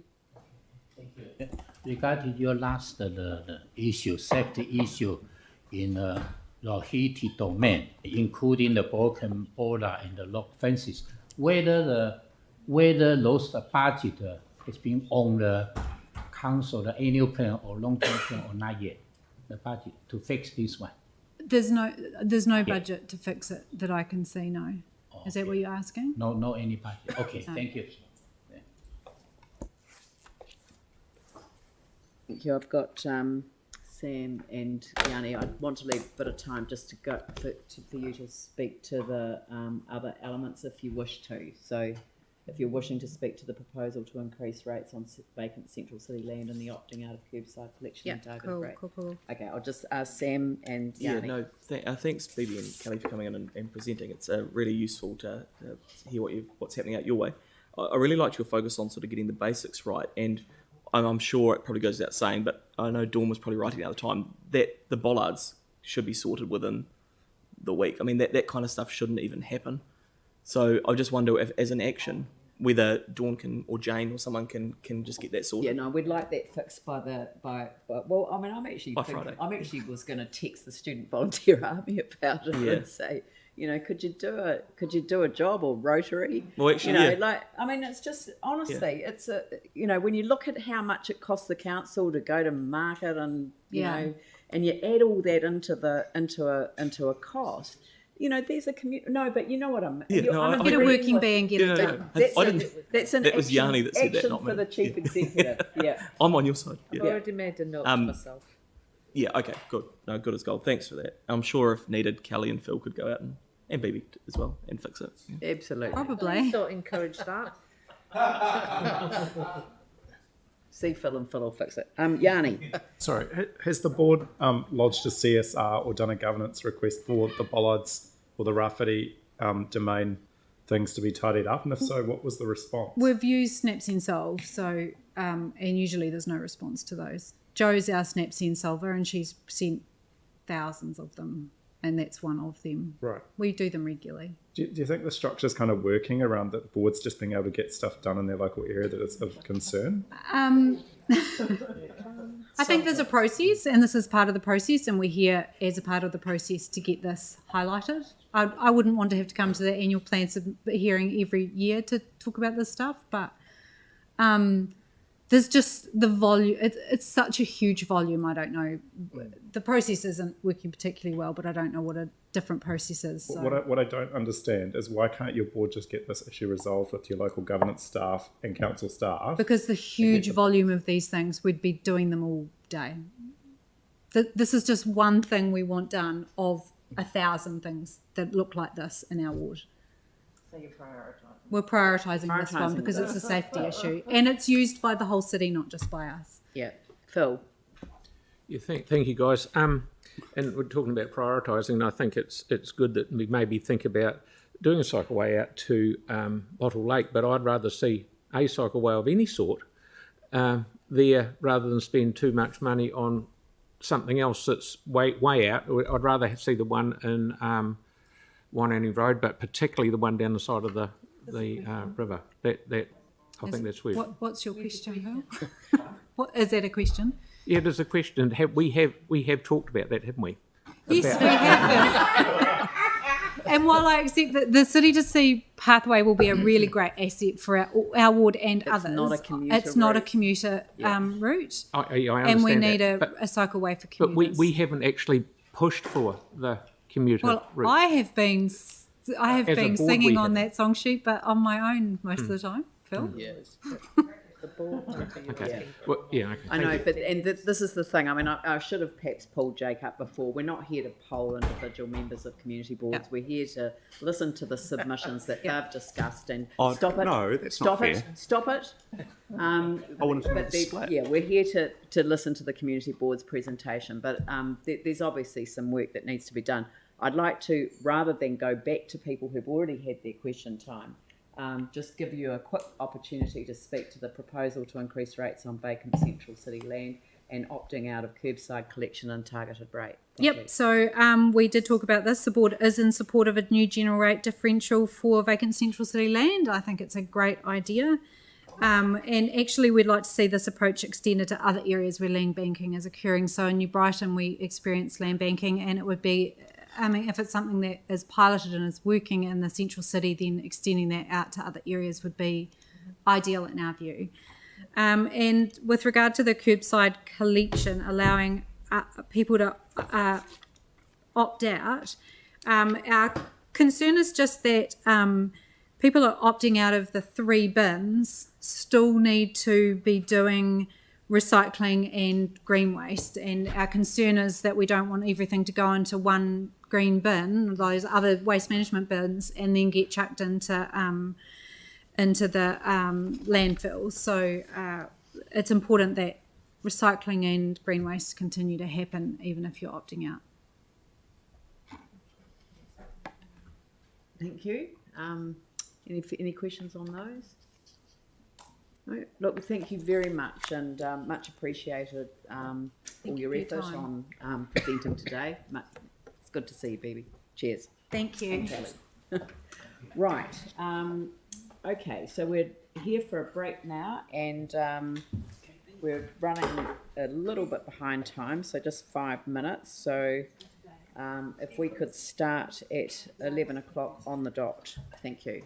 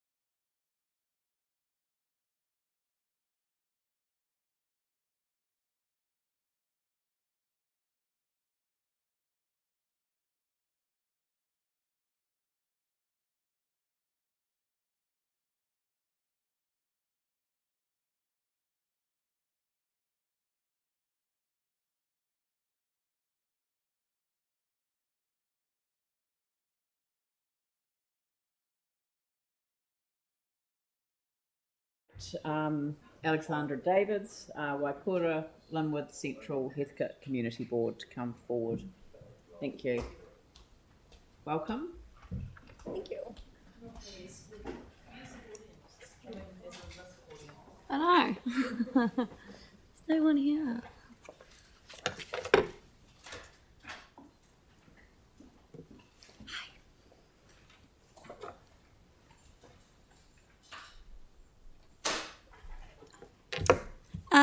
Kia ora, everybody. Thank you so much for having me here this morning on behalf of the board. We really appreciate the opportunity of being able to present today. This submission deals with matters important to the community board, in particular to issues raised in the community board plan and which the board has been working hard towards achieving over this term, and in some cases finalising projects from the previous term. As you are all aware, the Waikura Lynwood Central Heathcote Community Board will be disbanded in the upcoming elections, so the matters we are speaking to today are ones which we are looking to enable some continuity for our affected communities.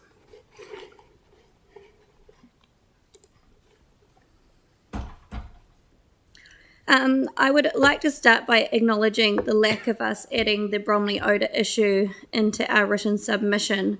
It is clearly a glaring omission, but not in our board plan. This is obviously something you are all well aware of, but it would be remiss of me not to bring it up again for our affected communities.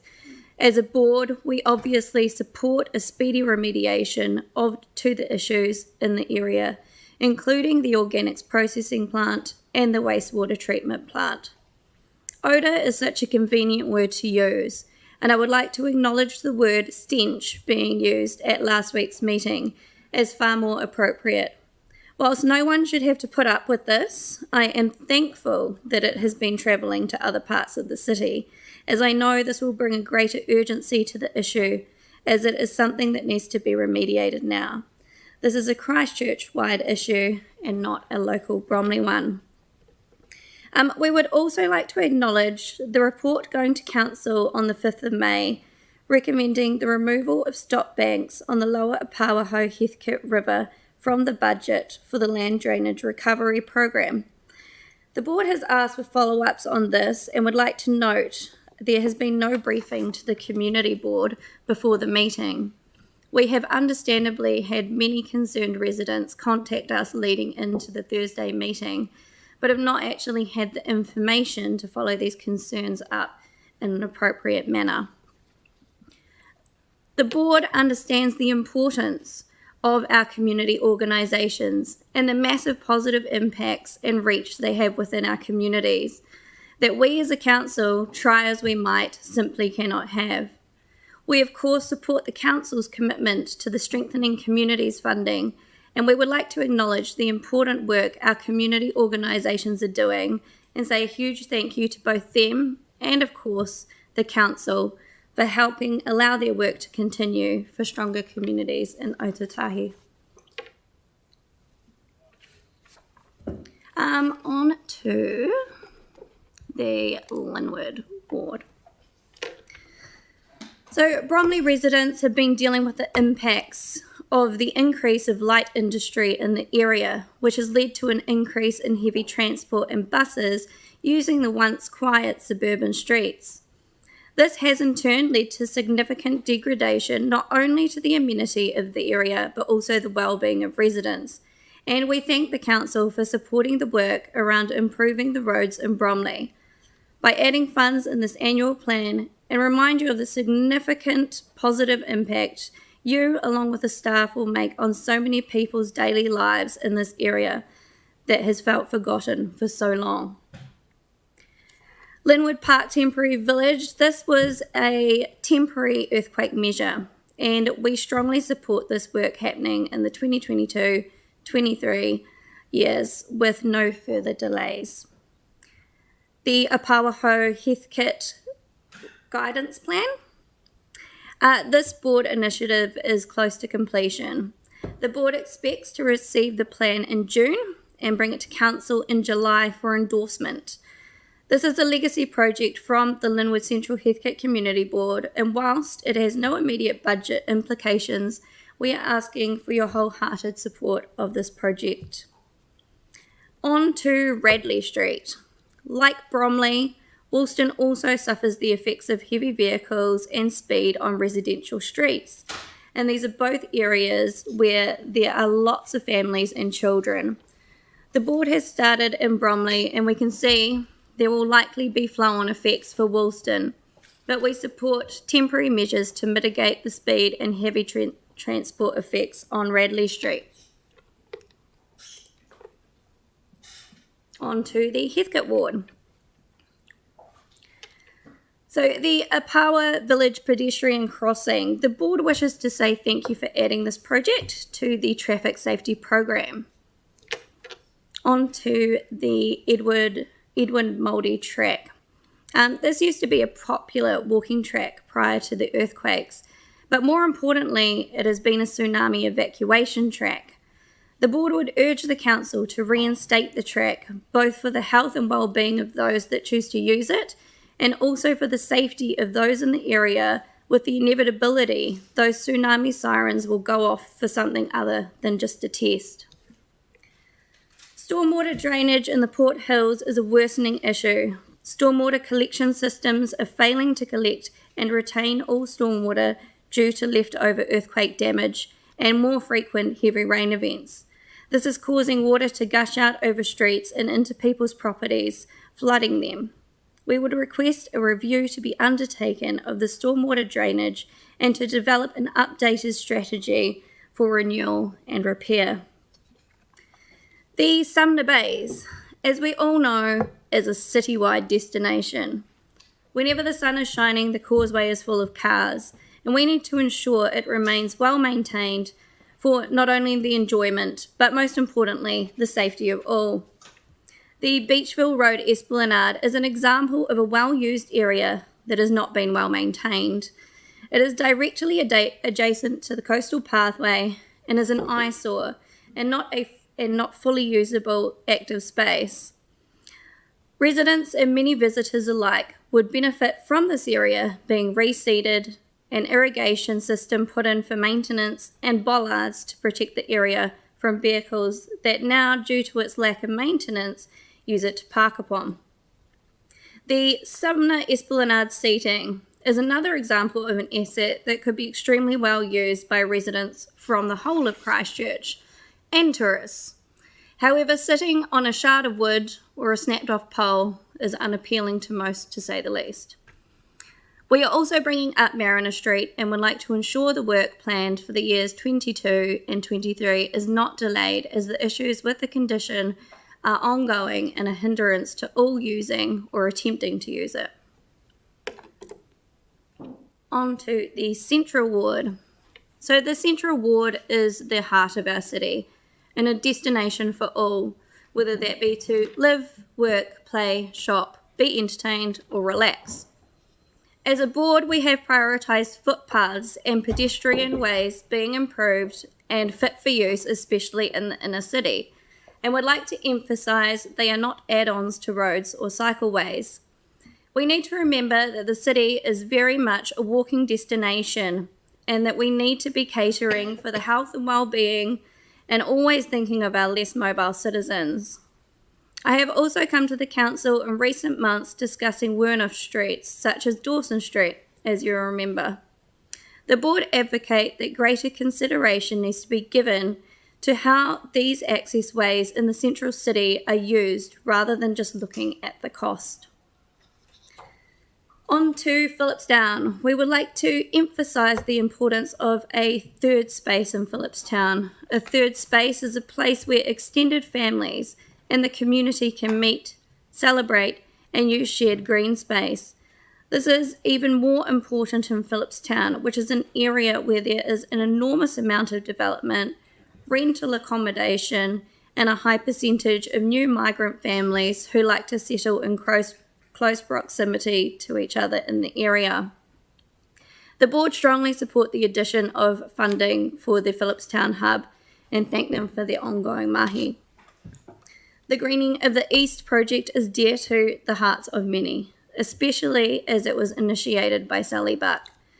She has allowed the project to get up and running, and as a board, we appreciate the commitment to this project, which will address much needed tree canopy in this area.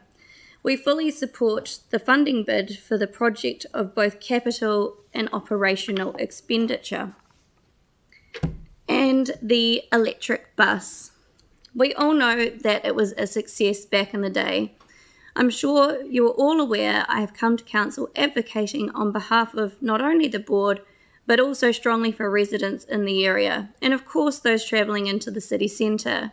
This is a no-brainer when it comes to bringing life back to the city, with ease of access whilst being environmentally sustainable.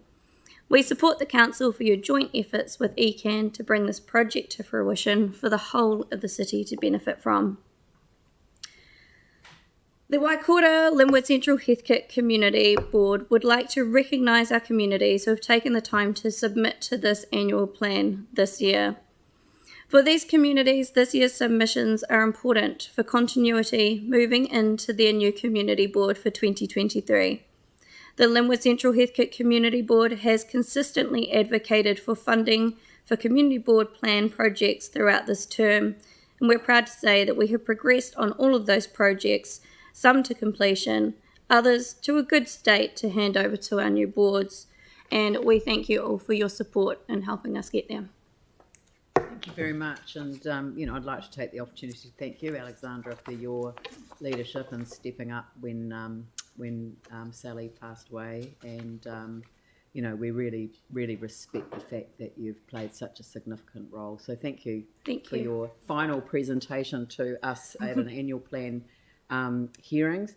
Can you put that image back? Because I was just going to start on the image of that bus, and I look at that bus and I think of Colombo Street the way it is now, not the way it was before the earthquakes.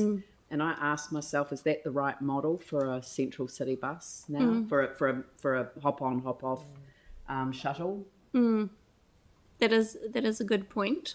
Yeah, I mean it is my point because it's just one I wondered if your board had considered it, but we've not discussed that, and obviously the central city has a different layout than prior to earthquakes, so that is something that obviously will be need to take into consideration. I invite you to take that back and just have a bit of a preliminary discussion on it, because I'm 100% in favour of a inner city shuttle. I'm not convinced that this is the best model, and the yellow one wasn't even green by the time we had completed the project. It was a diesel bus, so they'd run out of the electrics, and things weren't working so well. But I'm really keen to pursue it, or to set up for the next council to continue to work with ECAN to get this resolved once and for all. Fully integrated public transport system would be a great thing, but there you go. Mike, and then Tim. Thank you. Actually, you probably went where I was going to go anyhow, because that's obviously a current bus and not one that anyone would think would look like the inner city shuttle. In terms of, there's been a lot of, I guess, comments in the past that we have to wait for all the, I guess, the attractions, the destinations within the city centre be completed before it's really viable. Do you think actually we're at that stage now, there's enough done that we should be doing this right now? I would agree with that, Mike, and thanks for that question. I think we, as a city, can always be waiting for the next thing to happen in order for the next thing to happen. And I think we just need to get on with it. Okay. And I know we've looked at the potential of using a tram, but do you think something like a shuttle, like a bus, a smaller bus than that, that's actually more accessible, is probably going to be better for people that have some disability issues? Yeah, I think, look, it's a lovely thought to use the tram, but it's not necessarily something that is easily accessible, especially for our less mobile residents. But yeah, look, I don't know. It's not something that the board has actually discussed, so just a personal opinion, perhaps something that is smaller and more accessible, that is easier to get around our now slightly harder streets to get around in the central city would be something worth considering. All right, thanks, Elle. Thank you. I've got Tim and then James. Thank you. Flooding's a really interesting issue with regards to when you get feedback, because those people that are truly affected by it are basically on the terraces, really, and certain other areas. But if you're a street back or whatever, you can feel compassion, but you're not truly, you're not being flooded. And if you were lucky enough to be bought out, it's not your issue anymore, but living next to those sections, you would be worried, especially with the new science that's come out. So what is the feedback from your communities and the feeling of the community board with regards to the low stop banks? So the low stop banks, obviously we have not been given that information, but our community has come to us and they are very concerned about it, very concerned. They're obviously dealing with flooding when we are having the heavy rain events. And I think, to be totally honest, they feel a little forgotten about, and that's really affecting their well-being. Yeah. And I think, to be totally honest, it's a bit of a bad look for council, and I think we need to address it.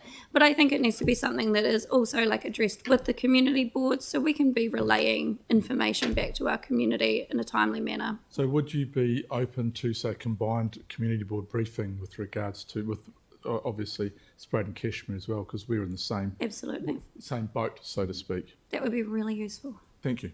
Thanks. Thank you. James. Thanks. Hey, Alex. I'm interested in your view on the additional vacant site rate for the central city, and if you feel that it would be important or useful for it to be applied to derelict buildings. Thank you for that question. Look, I would love to answer that right now, but unfortunately this is not something that the board has discussed, so I can't answer on behalf of them. Right, well, maybe that's something that you could also take that. I mean, I know that the submissions have closed on it. Yeah. But it's just something to keep an eye out for. Absolutely, Be a future direction in that regard. So we can absolutely do that. Thanks, Jamie. I was interested in the stormwater issue on the Port Hills. Because I mean, we do often focus on stormwater issues as relation to the impact on our rivers. Yeah. And certainly my own focus has been on that. But you've raised a really good point. So I mean, I'm just thinking that is, I mean, it's a significant impact on the properties, not necessarily where the drains are, but further down, because you're getting the water diverted from the stormwater system, from the pipes, and actually delivered directly into neighbouring properties and downhill properties. Yeah. So I think the issue with that is obviously it's flooding people's houses, and it shouldn't be as a start. But also with the effects to land, if being realistic, if you're going to have water flooding through properties, it's also affecting their gardens. You could potentially see landslips. Then that has an effect on the properties below. Yeah, it's undermining the stability of the land. Absolutely. That's the biggest issue that I've taken from your submission this morning. Yeah. I mean, it's a huge issue. So yeah, it really is. I'd like to pick that one up because it is something that I think we need to factor into. I mean, I don't know why, but we're spending a lot of time talking about Three Waters at the moment. But this is a side of the stormwater issue that really hasn't had a lot of airtime. So thank you very much for raising it. I mean, it does affect all the hills. Yeah, no, I'm not. It says stormwater Port Hills. It did not differentiate between where the ward's boundaries sit. I promise you that. I promise. Okay. Right. Look, thank you very much, Alex, and it's been a really great presentation. So thank you. No worries. Thank you so much. Thanks for having me. Right. The next is Te Pātaka o Rakahotu, Banks Peninsula Community Board Chair, Tori Peden, who is submitting on the draft annual plan, but also the proposal for a new policy on Māori freehold land. Morena. If you're comfortable, you can take your mask off, but you don't have to. Yeah. No, that'd be good. Good morning, everyone. Thank you for giving us this time. The board thanks the council for allocations in the 2022-2023 financial year to prioritise Kakararata drinking water project. The new water supply is a vital project for O'Kane's Bay community as well, and the campground remains a high priority for the board. So keeping that as a priority going forward and not pushing it out further, we do understand the delays with deliverability. The board thanks the council for the additional $1 million added to the upgrading of the Banks Peninsula wastewater treatment systems. These systems are so important to avoid pollution and to preserve the environment in which they stand. The board's submission for flood mitigation was to be informed by the community hui, which unfortunately has been continually delayed due to COVID. The board will be convening the hui as soon as practical, and would ask council to support any flood mitigation works that can help the control of flooding within Little River. Upkeep and maintenance of the public toilets in the peninsula is also crucial, given the number of visitors in various areas and the number of ageing toilets that are still to be renewed.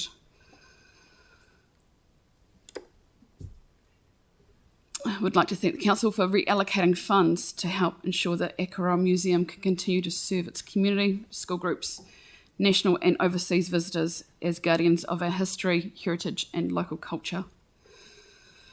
The board is also happy to see the reinstatement of funding to the Little Harbour Information Centre. That will help provide support for Little residents and visitors, especially with the upcoming season of cruise ships.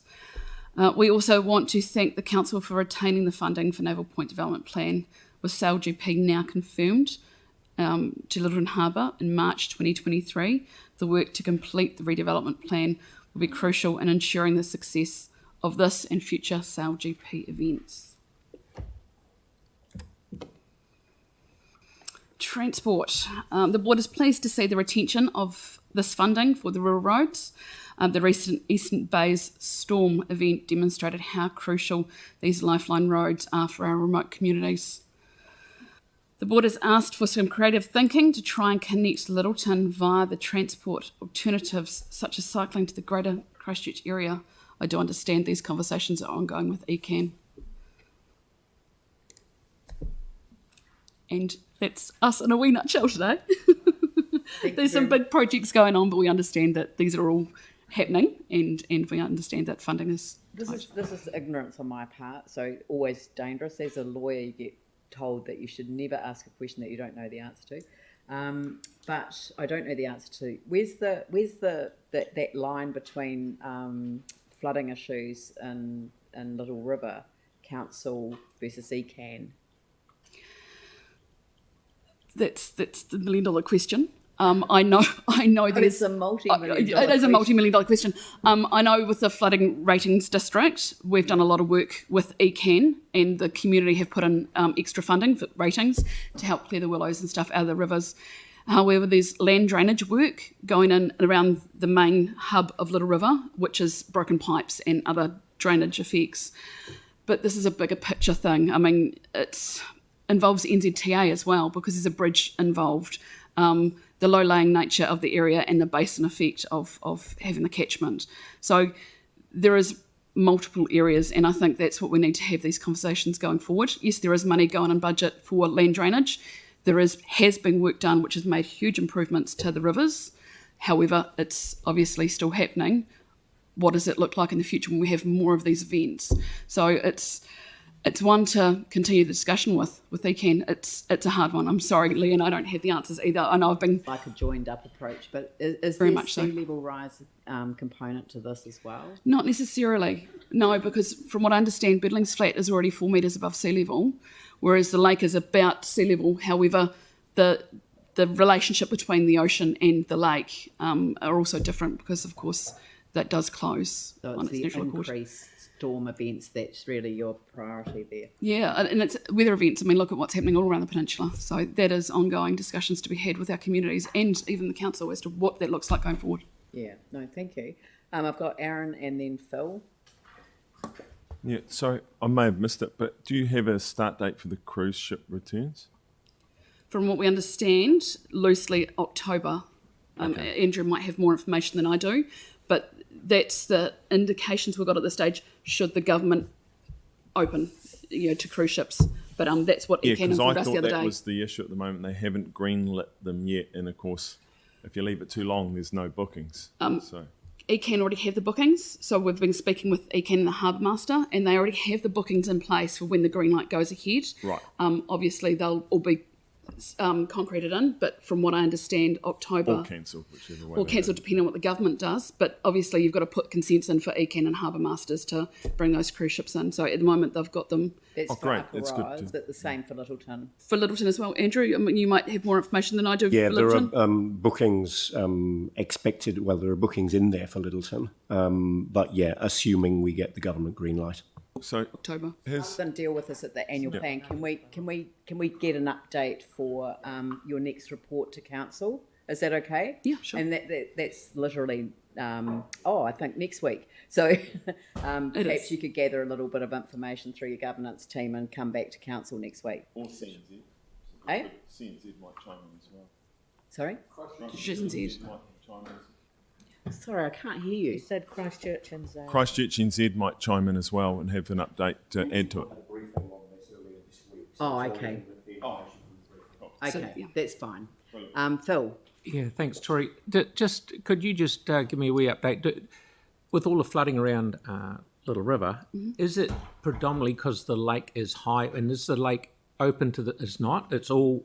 So the information we've been given over time, it is perceived that the lake is high, and that causes the backlog. But no. However, there's evidence to show that even with lower lake levels, the waterways still have got to try and capture a huge amount of water.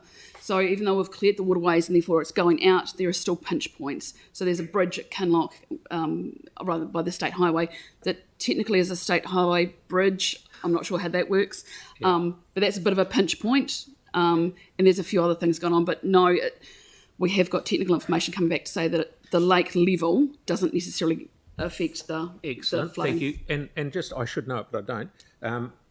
The O'Kane's Bay water thing, is roughly how much is that off the top of your head? Do you know? No, the last numbers I got heard was a couple of million, between 1 and 2 sort of thing. But yeah, no, that's been worked through and reasons for that. Thank you. Are there any other questions for Tori? No one online? Look, thank you very much for your presentation this morning. It's much appreciated. And we do appreciate the community boards coming in and making their presentations, and we'll see you next week. Thank you. Or is it next? Do I change hats? Oh, sorry, just change hats. Just change hats. No, it's all good. So if you want me to carry on with the next presentation, I can. Yes, please. We'll even give you a whole new 10 minutes. Once again, this one shouldn't take too long, but it's Summit Road Protection Authority, Yes. submitter number 216. So the 3 members of the Protection Authority are myself, Councillor Tim Skendritt, and Councillor Jeff Bland from Selwyn District Council. So just regarding the Summit Road Protection Act, the big thing here is that we are governed by a central government act for the Summit Road, and the council, Christchurch City Council and Selwyn District Councils are contributing councils. So the advisory committee also involves ECAN, Ngāti Whiki, Minister of Conservation, and other groups in the area that are working on Summit Road protection. Big thing for us is this Port Hills Master Plan Management Plan. When I was part of the Summit Road hearing for the closure of the Summit Road, prohibited times on the road restrictions, back in 2018, we heard that we still don't have a management plan for the Summit Road or the Port Hills. Now, this was encouraged by the hearing panel to council that we look at forming this master plan, management plan. And I think going forward, we need to have that concreted so we can all work together with joint plans behind it. I know there's several other things coming off this master plan that affect other areas within Littleton and Cashmere as well. it is significant, and we've been asking for it for a while, and it was even recommended to council. So we ask that staff time and resources get allocated to actually forwarding this project, because it has got a huge effect. The next one, sorry, something's happening with the mouse here. Master plan, respect to the road. So as you can see, there is ongoing issues with boy races, antisocial road behaviour, and we feel that having master plans in place, that means the council can work with the police and neighbourhood support and everything going forward to put in measures to protect these assets.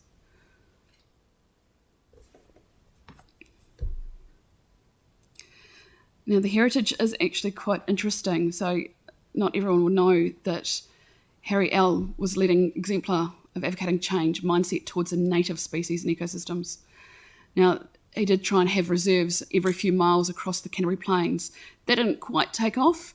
However, he focused his attention back to the Port Hills and was able to work with the natural heritage and conserve different parts of the area.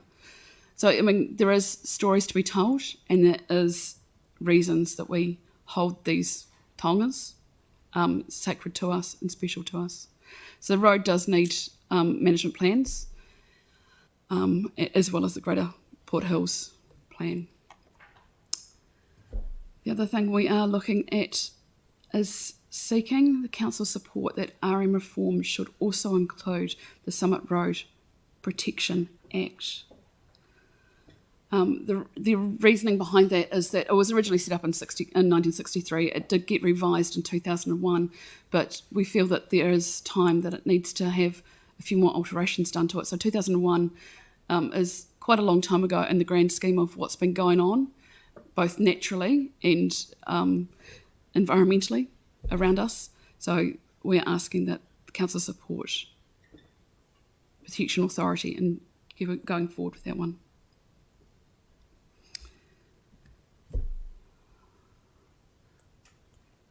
Planning for the Port Hills. So as we see, there's fire damage and everything. We are learning from past mistakes and how to do things better, but I think it also highlights the significance of the area. There needs to be resilience, additional planning, legislation in relation to Port Hills. So all these things sort of add together. Like I say, it is a treasure, and a lot of people use that treasure in many different ways.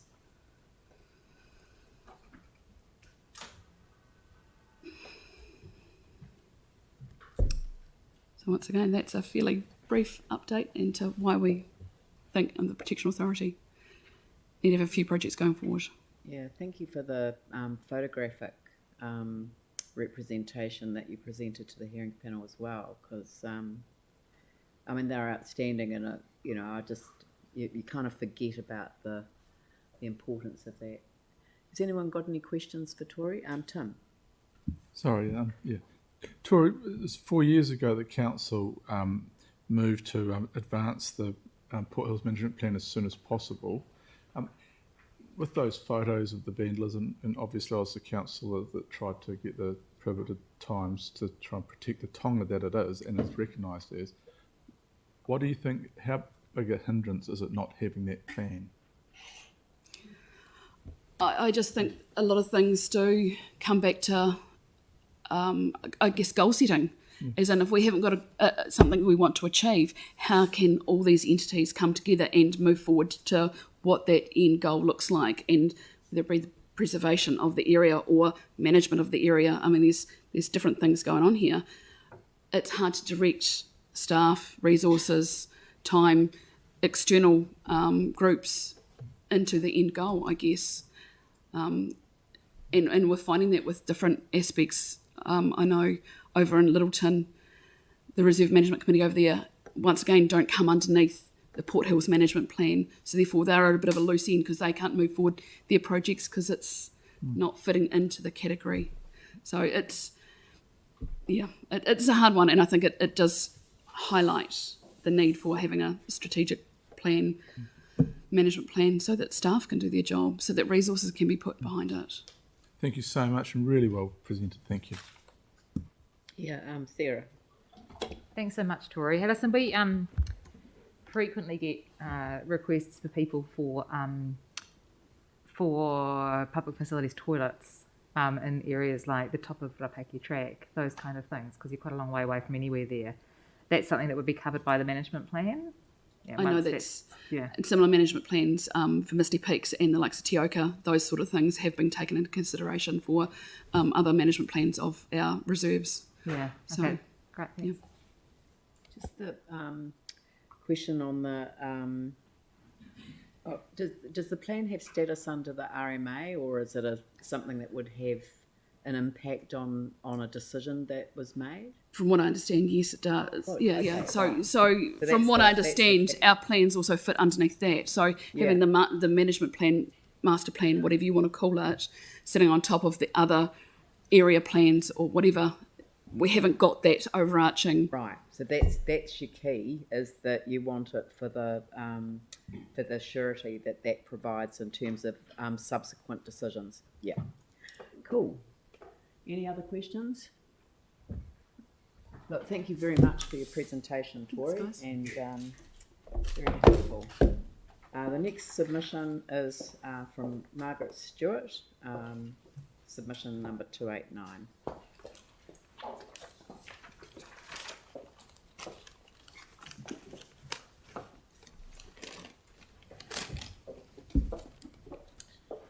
Good morning, welcome. Good morning.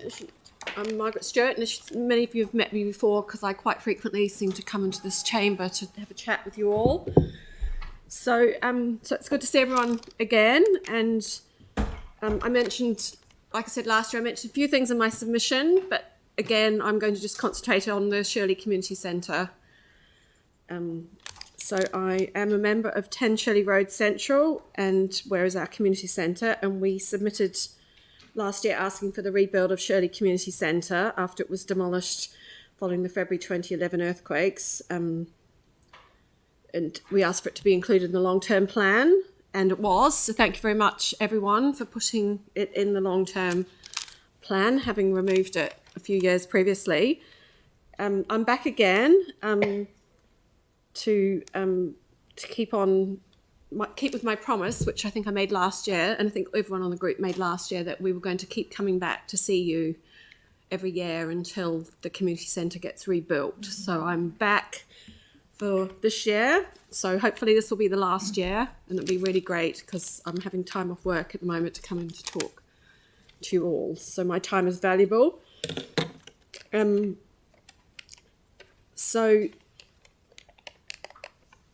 So I've obviously requested in the annual plan that we put the rebuild of the community centre into the 2022-23 budget. I think that's what the year is, and that will save my time and yours if we can get it done.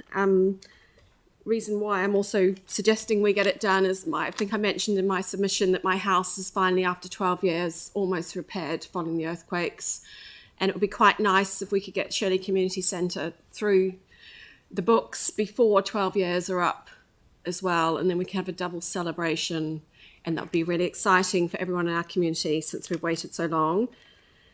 So last year we submitted a petition with over 1,200 signatures on it, just showing how important it is for the local community and how we want our community centre to be rebuilt.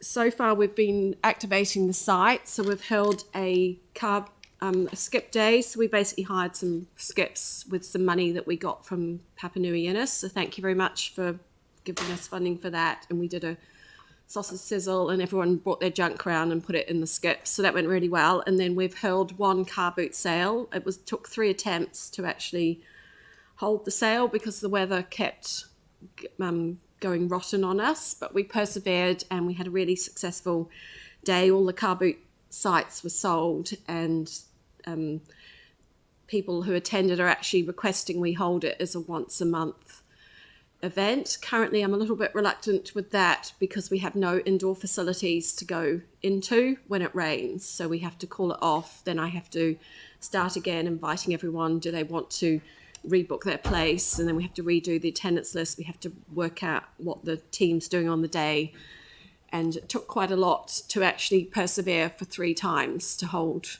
the event. So that's why we'd really like our community centre rebuilt, so we don't have to keep postponing events until the weather goes our way.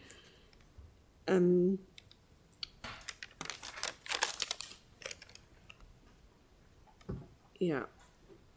And I think I just mentioned we're reluctant without the indoor facility to hold more car boot sales because we have to postpone it. So I'm also interested in holding an event for my neighbours in Woodville Street and a sort of community centre for Woodville Street residents to get to know each other and to make use of our local community facilities. And the reason why sort of pushing having these community facilities is, as you know, there's a lot of infill housing going on in St Albans at the moment, and if people don't have their own gardens and things like that, the only place they can go to hold events like that is a local community centre, and currently we don't have one of those. So that's why we'd really like our community centre rebuilt, so we have somewhere for the community to meet and hang out type thing. And then if the weather doesn't perform, obviously you're in a bit of trouble because you can't hold your event, so that's not very helpful.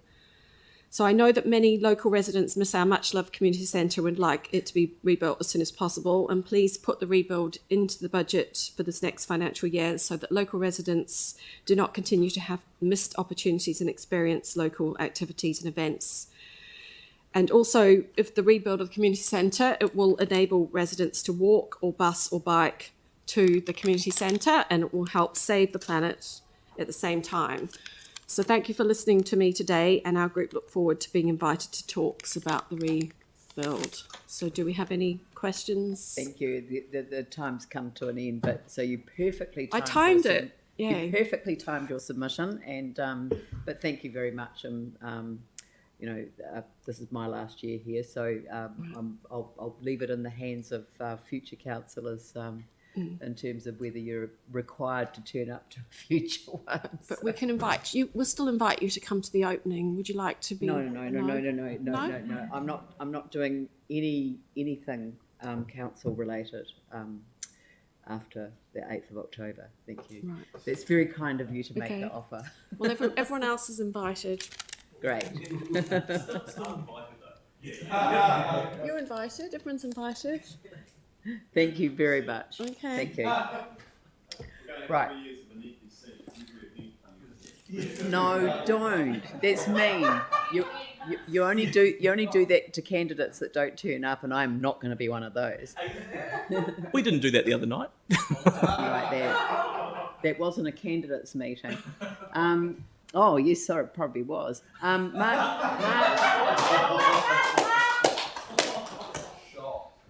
Mark Derbyshire, please come forward. Thank you very much. Just ignore all of that that silly banter. So there you go. I'll hand over to you. It's probably appropriate in a lead up to a discussion on the performing arts precinct. Tēnā tātou katoa, and may the 4th be with you.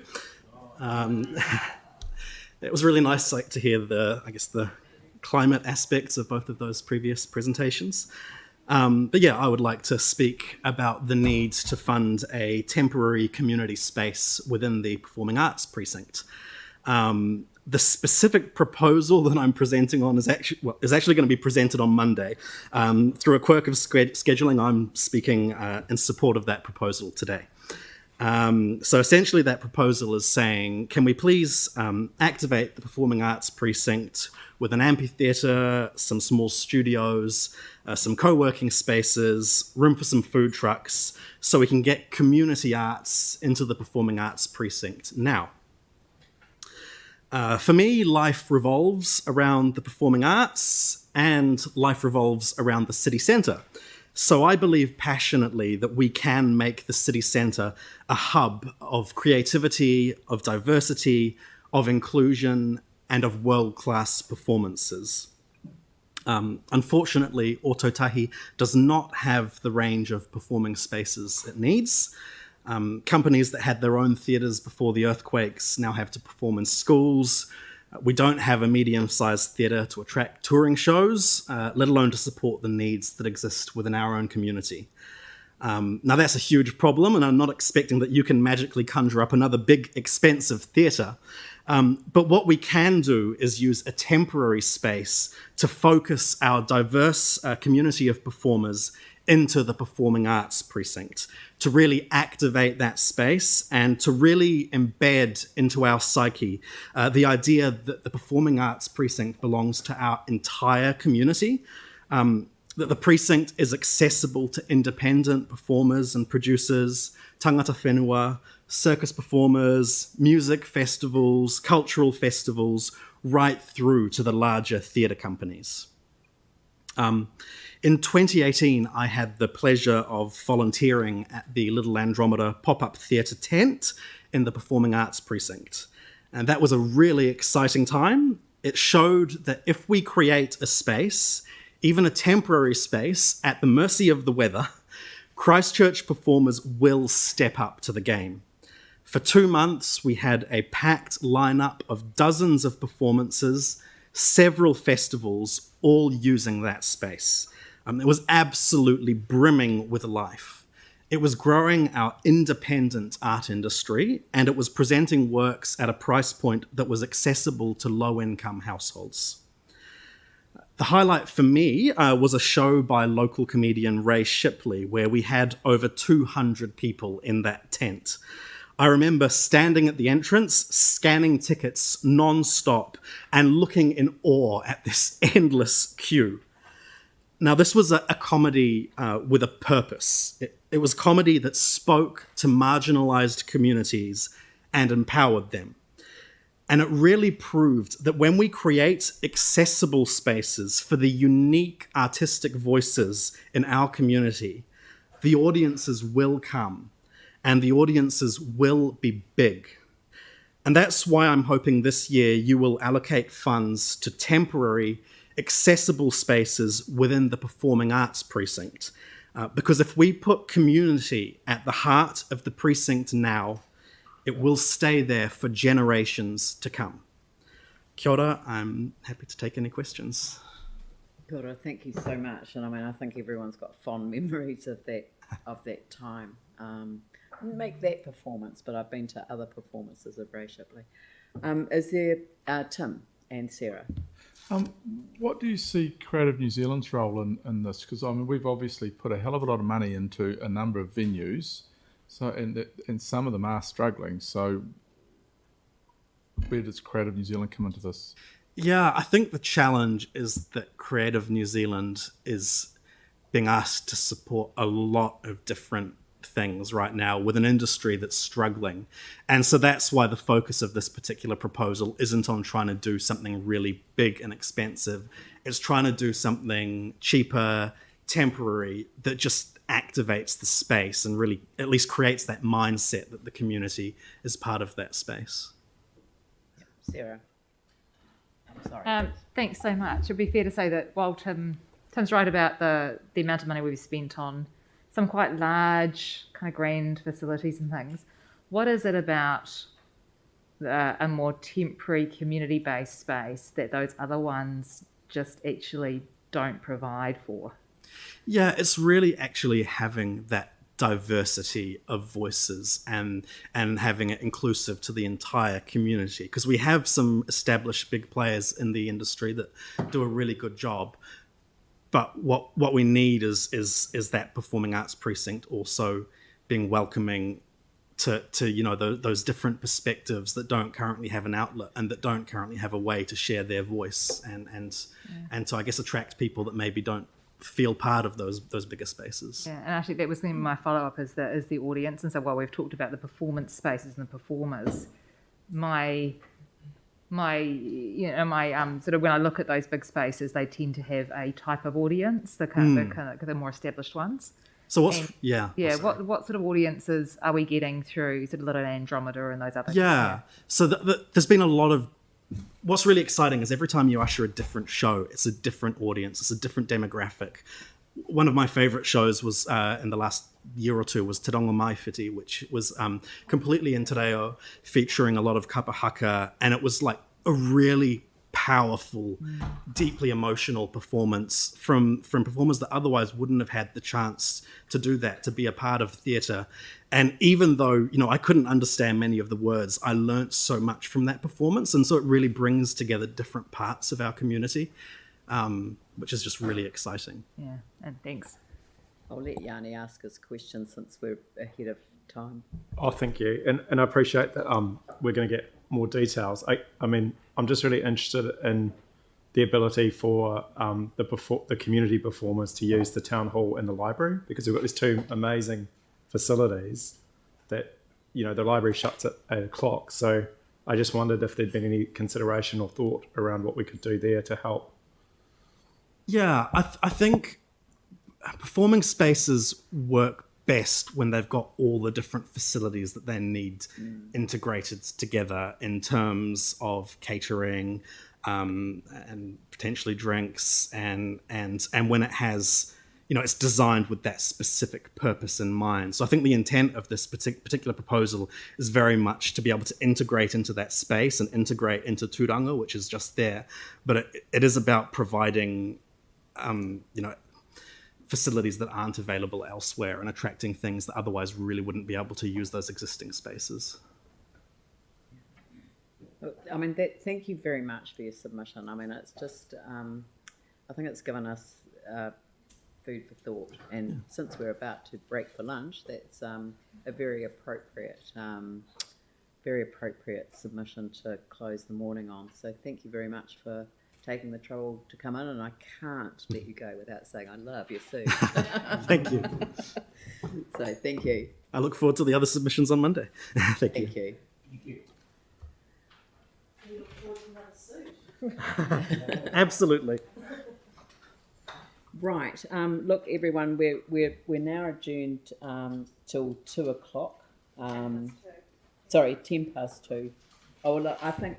Can I adjourn till 2 o'clock and just arrange for people to be here ready to go? The first submission's at 2:10, but I really would like people ready to go so that, we've got Te Runanga o Ngāi Tahu coming in straight after lunch, so I would like people to be on time for that. So I'm just going to say I'm adjourning till 2 o'clock, so if people could be back then, and I'll get underway as soon as they're available. There's a couple of activities on over the break, which is why it's an extended break today. So thank you very much for your attention this morning, and we'll see you at 2.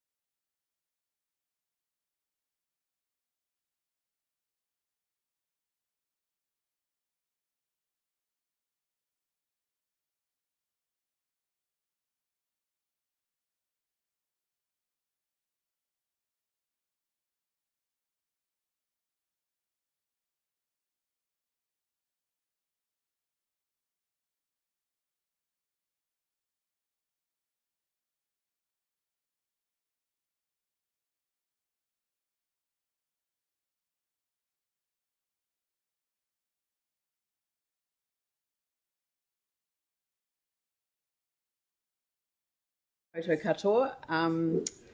I'll just reconvene the meeting, the hearings of the for our annual plan 2022 to 2023. I'd like to invite representatives of Te Runanga o Ngāi Tahu, Tanya Stevens, Onoko, and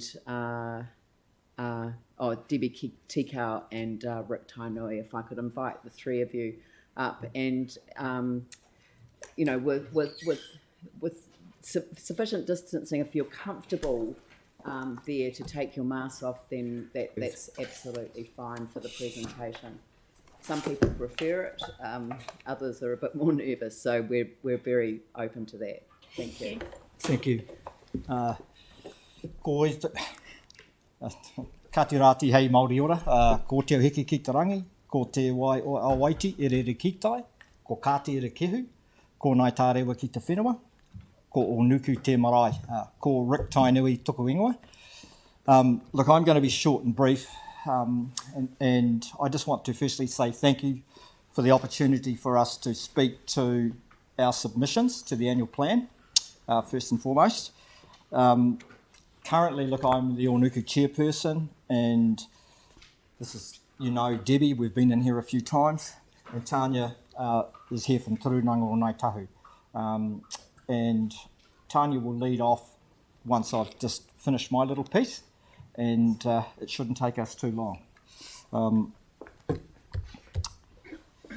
Look, in 2002, Takapuniki became the first site within the Ngāi Tahu takiwā to be registered as a wāhi tapu. And it is a location of historic events that have helped shape our nation, and I've probably said that a few times when I've been in here. But look, as a reserve, the site is open to the community. The heritage and importance of the site can be appropriately represented and managed via the implementation of the master plan. Considerable time and investment has already been made by Onuku Runanga, in addition to the Christchurch City Council. It is essential that this work is completed in a manner that is appropriate to the site. And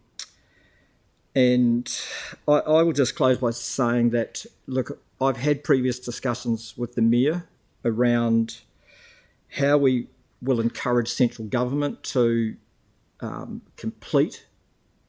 This is the first stage we're talking about, but complete future stages. On June the 24th, we have the unveiling of the first PO at Takapuniki, and obviously there will be some invitations coming out to you guys. It's amazing, and but it's just the first part of the journey for us, and hopefully over time we will end with something that is amazing, not just for us as mana whenua, but for everyone of Aotearoa. Thank you. Thank you. Kia ora koutou, ko tapua o nuku te mauka, ko waitoa te awa, ko takiti me te waka, ko kaitahu te iwi, ko Tanya Stevens ahau. I've been employed by Te Runanga o Ngāi Tahu for 8 years now, here to support Onuku Runanga. That is the primary reason for me being here today, and indeed the Te Runanga o Ngāi Tahu submission is to demonstrate that support for Onuku Runanga and the kaupapa in front of us today. I do just want to highlight, as Rick did, the importance of the site for the whole of Ngāi Tahu and also for the nation. I'm sure you've read the submission and probably already aware of a lot of the background, but in particular, of course, there was the Brig Elizabeth incident and events which led to they helped to shape our nation, is what I'm trying to say, and so that makes it relevant for all of us. Of course, the 2012 Conservation Report is a wonderful piece of information and talks about a desire to assert sovereignty over New Zealand by the British out of a concern for both Māori people, but also to secure economic opportunity. And look, I'm no historian, I'm a planner by trade, but that sounds quite important to me. And of course, since then, and as set out in the summary appended to both submissions, in more detail the conservation report. Various events have taken place which have disregarded the significance of the site to Onukuringa, to Ngāi Tahu, and to the nation. Notably, of course, is the construction and ongoing operation, albeit for now, of the wastewater treatment plant, and there was also the rubbish dump. But as I said, I've worked for Te Rānanga for 8 years now, and in that time I've seen a change, and I think that the kaupapa, which Debbie will talk about in more detail, is really an essential step to moving forward. So I'll pass on. Kia ora koutou, ko Debbie Teko taku ingoa. It's a real honour to sit and talk to you again about this important site. I'm just going to grab this computer here off Rick. And just to take you through some of the progress of where we are and why we're sitting here today, talking to you again. So this first slide just shows some of our whānau out of Onuku, and so you understand just the significance of this site and what it means to Onuku whānau. And that we are within a location that is rich in cultural heritage. Akaroa Harbour is steeped in whakapapa, and the stories of this place we want to be able to share with the whole country. So Takapuniki, what we are trying to do there is tell the story of that place, but also explain the context in which it is in. So we've put this slide up before. This is the landscape master plan, and what it's showing is the overall vision of what is proposed. And what you're looking at is a series of interconnecting takarangi, and they represent the Māori worldview. This landscape is, the design of it is quite unique in that it is based on Māori kaupapa, opposed to being applied in some way or some finish. It is the Māori worldview. So this came out of many years of working with Waitai Tikau Peritainui and the late Reverend Morris Gray, and the instruction that they've given us over the years was they wanted their stories, they wanted the Māori, the Māori worldview, their history of this site to be shared with the whole world. And so the design references that, it represents that. And so we believe it's truly, truly unique. Where we're at today, we're well under construction with the first stage of the first takarangi, and that has been designed to be accessible. Now, I don't know if any of you have been out to that site, you'll know that and if you have, you'll note that it's quite sloped. So to get this construction and to make this first takarangi accessible to everybody, so that it was truly, so that our kaumātua could get to it, our grandparents, people with disabilities, people of everyone could access it. We wanted this to be available to all. So to get that required an awful lot of earthworks and a lot of clever thinking. So here's some photos of where we're at currently. In fact, that's not quite current. We were sent through some photos of that are we can see that the pathway systems are a little bit more advanced, and unfortunately they didn't come through until this morning.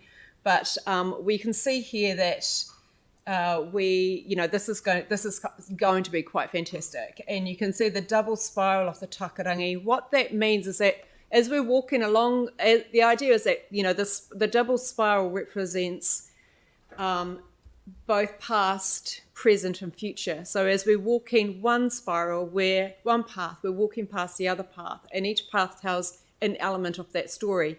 So with the 4 interconnecting takarangi, each one imparts part of the story of that place. So it is an educative and hopefully transformative experience for everybody. The po that stands in the middle is po Tūtaraki, or Te Maihara Nui. It represents, I suppose, the connection to Takapuniki. It represents Te Maihara Nui. It represents where Onuku wants to go into the future. It stands at about 8 metres, or actually 7 metres tall. It's significant in its height. and it holds a lot of mana, and it's highly visible as you drive up Onuku Road. It's a real statement of mana for Ngāi Tahu for Onuku Runanga.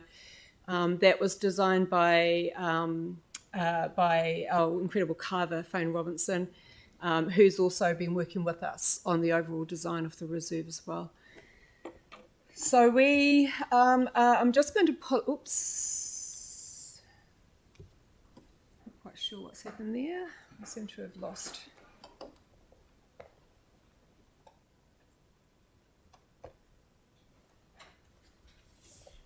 Oh well, looks like that's it. Okay. All right. Well, I was going to show you some images of some of the smaller details that are coming up. We are looking at approximately 7 hectares of native revegetation as well on site.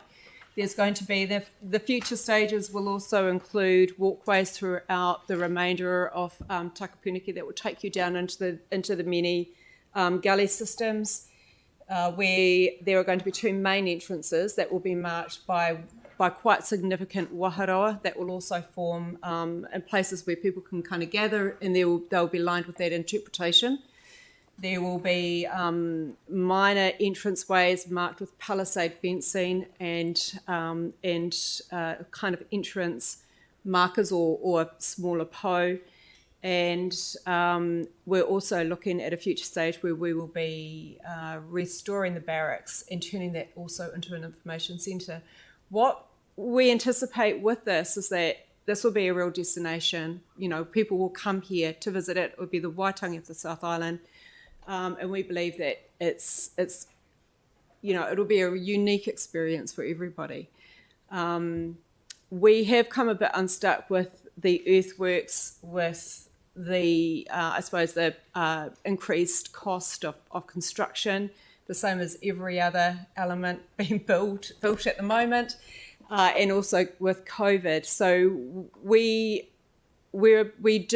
are wanting to complete this. We don't quite have enough money to do it. It's cost a lot more than what was anticipated. And there was a number of unforeseen costs associated with the earthworks as well, and the instability of the slope system.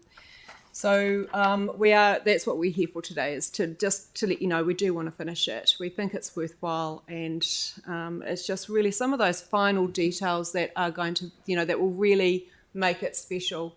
We've got on the retaining walls, we're looking at a veneer that represents feather.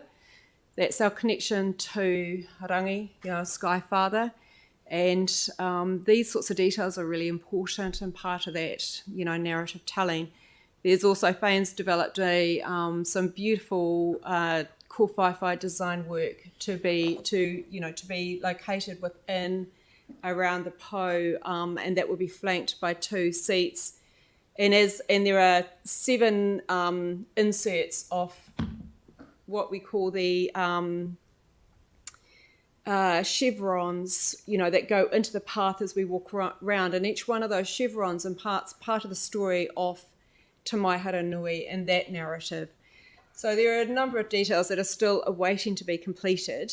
The landscaping is another one. And to continue that chevron, we're also using a range of boulders to connect the 2 path systems, and those boulders are being designed with rocks and planting to create lizard habitat, because we're also working on the landfill site. So the lizards the skinks that have been found there, we're wanting to relocate them to form that nice little bit of intricate detail, little bit of ecosystem, for our visiting schools. And so there's a number of sort of unfinished elements that we would like to see complete. So that's us. If anyone has got any questions. Well, just first of all, thank you very much for your presentation, and great to see the development that's there. I think we're all looking forward to coming there. When Ngāi Tahu was at Onuku on Waitangi Day, we were coming the day before for this unveiling, and sadly with COVID restrictions, first of all, Waitangi Day didn't happen at Onuku. It's my last occasion as mayor to do a citizenship ceremony on that marae. So, unfortunately, sad. But the day before got cancelled as well, and that meant that there's a new date. So it's great to note the new date, and I've already sent a note up to my office to say hold the date. And there will be something significant about holding that at Matariki, on that day. So I think we can create a new sense of significance out of the day that we've been given. But I recall when the Takapuniki Reserve plan was adopted by this council, I think it was 2017, might have been 16. But we also made a resolution that we would apply for National Reserve status. And we haven't done that because we've been waiting for the plan to be in place. It might have been earlier that we applied, we passed the resolution. But I'm just going off the top of my head.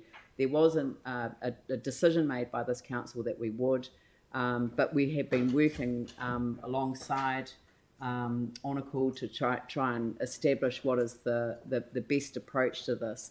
And I think we're now coming up to the point where we do need to sit down and meet and formulate what would be a joint proposal, which we could go to central government with for that element, which would be in place, in my view, ahead of the remaining stages of the reserve. It's such a significant place, and I would love all of New Zealand to understand just the significance to our shared history, because this is not a history that belongs to mana whenua.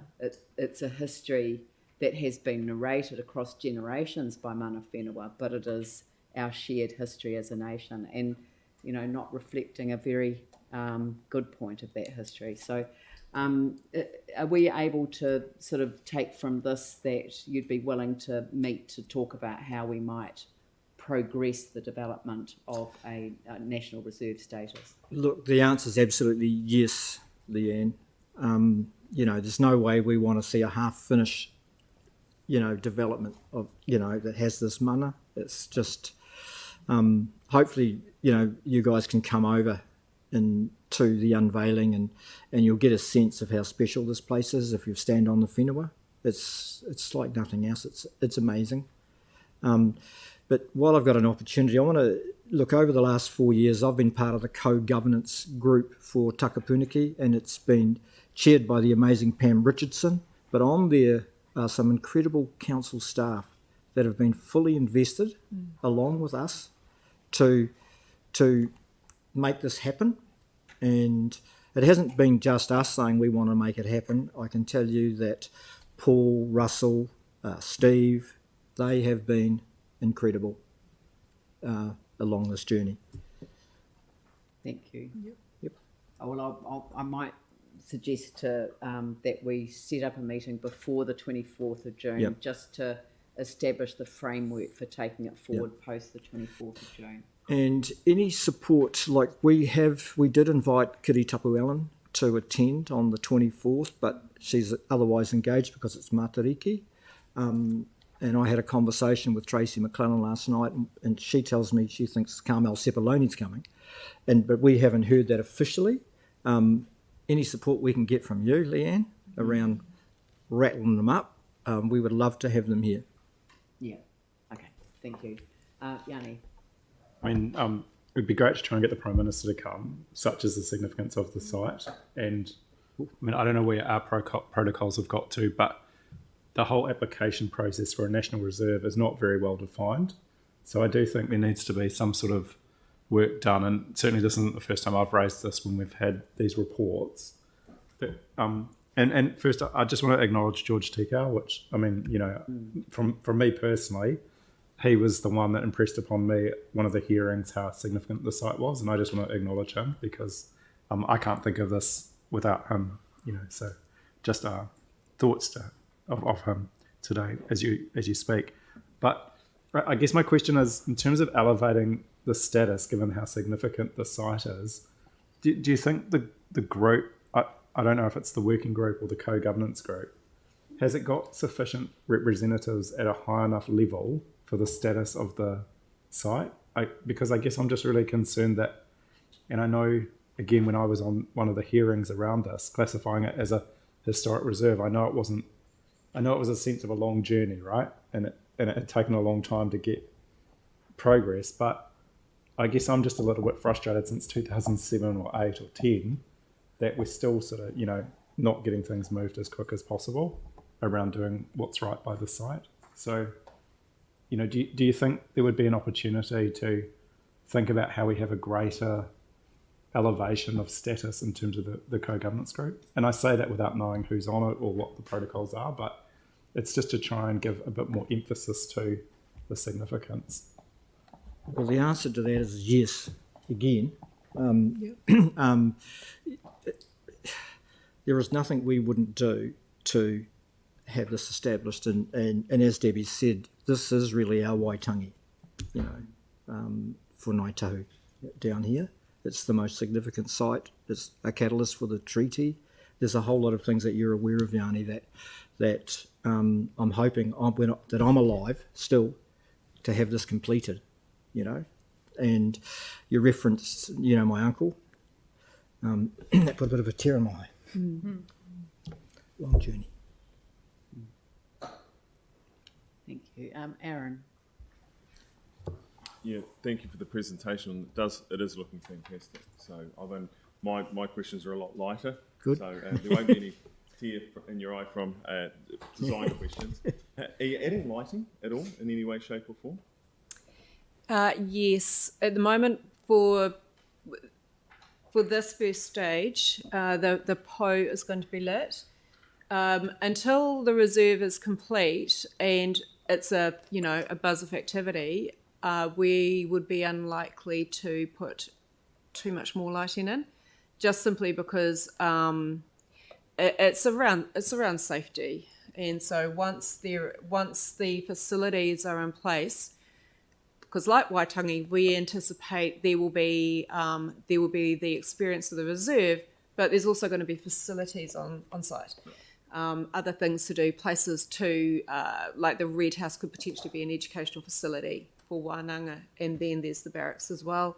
And there's potential for a future facility, maybe a cultural centre on the land that's currently the wastewater plant. So when all those sorts of things are starting to get in place, then it would make sense that there will be, things will be better lit, particularly around where there's community. But at the moment, it wouldn't make a lot of sense other than lighting up the Po. We want that to be illuminated subtly because we don't want there are neighbouring people around, but we do want that to be visible from the harbour and as people are driving up. So it will be beautifully lit. Yeah, and I think that's fantastic to hear. And I'll just pass on a little information because I only heard it a couple of weeks ago myself for a design element that may be used in material. You can actually get glow-in-the-dark stones now that can be placed in concrete and things that you might want to pass on to your designers because you can tell stories within pathways for at night when you're doing a dark sky. You can have constellations, you can do whatever you want with them, and I think the designers here could use that as a medium as well within their storytelling, which I thought I'll pass it on now just in case there's that opportunity for them to run with it. That's cool, actually. They look amazing. We'll put that on the list. Yeah, they look phenomenal, and they're not super expensive. No, they're not. No, you're right. No, that's really good. No, definitely. Yeah. Well, thank you very much for your presentation, and just with a lot of the issues that we've been dealing with recently, there's been a lot of conversations about co-governance and various things, and this is a very, very positive model when you can see the way of working together, where you weave the stories from Te Ao Māori with our worldview. I might see a mountain or a sea or a river. You'll see an ancestor and whakapapa, and it's just such it's a wonderful basis for the relationship going forward. So thank you so much for your presentation today. Kia ora. Thank you.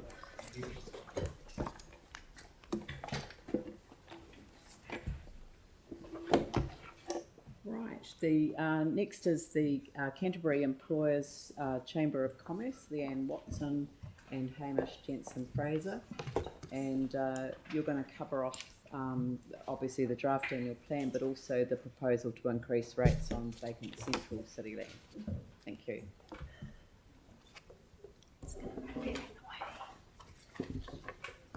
Kia ora everyone, and thank you for the opportunity once again to submit on the draft annual plan.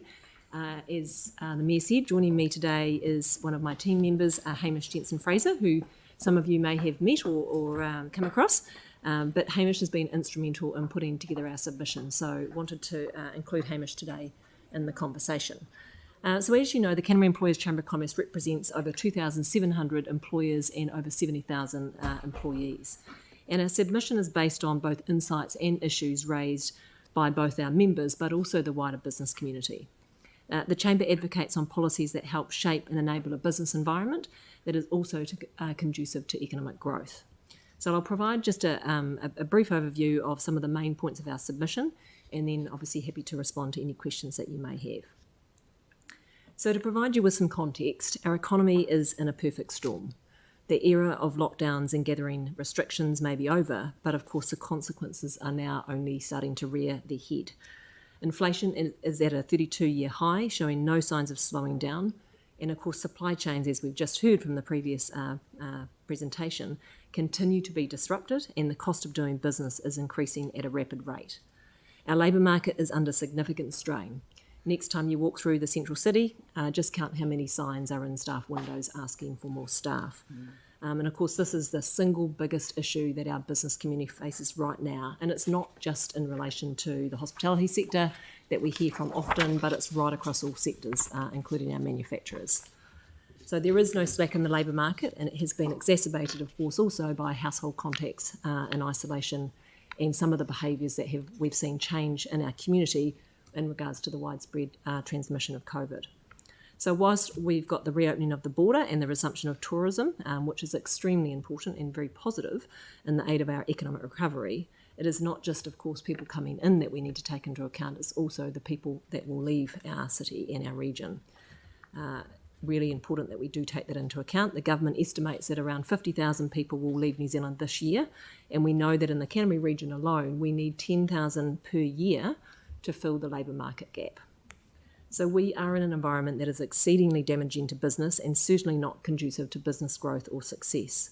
90% of our members expect that economic conditions will not improve for at least a year, irrespective of the borders opening and those easing of those restrictive measures. So that's a pretty sobering piece of information that we wanted to just bring to the table today. The Chamber does recognise that the Council has attempted to demonstrate a plan that does show restraint.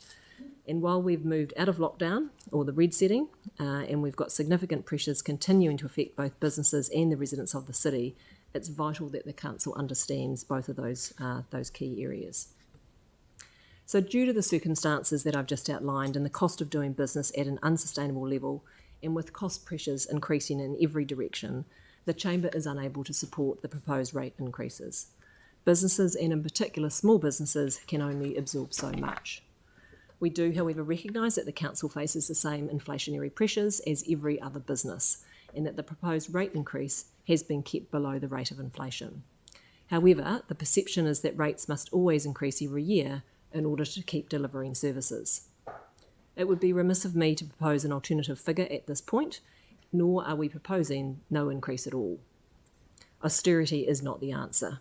What we do propose is that the Council gives more consideration to reprioritising and asset recycling, which we're pleased to see has occurred on a small scale, and it considers those levers before automatically increasing the rates. Increasing rates is one option that the Council has to fund itself, but it is not the only option. And whilst it's been considered the easiest option, all of the other more difficult options, such as reprioritisation and exploring options for cutting costs and further recycling of assets, should also be considered in tandem. Our expectation, and of course the expectation of everyone in the city who contributes rates, is that there is sound rationale behind every expense and every decision that the Council makes, and that any activity the Council engages in positively contributes to both social and economic recovery. The recovery and development of our regional economy needs to be at the forefront of the Council's agenda.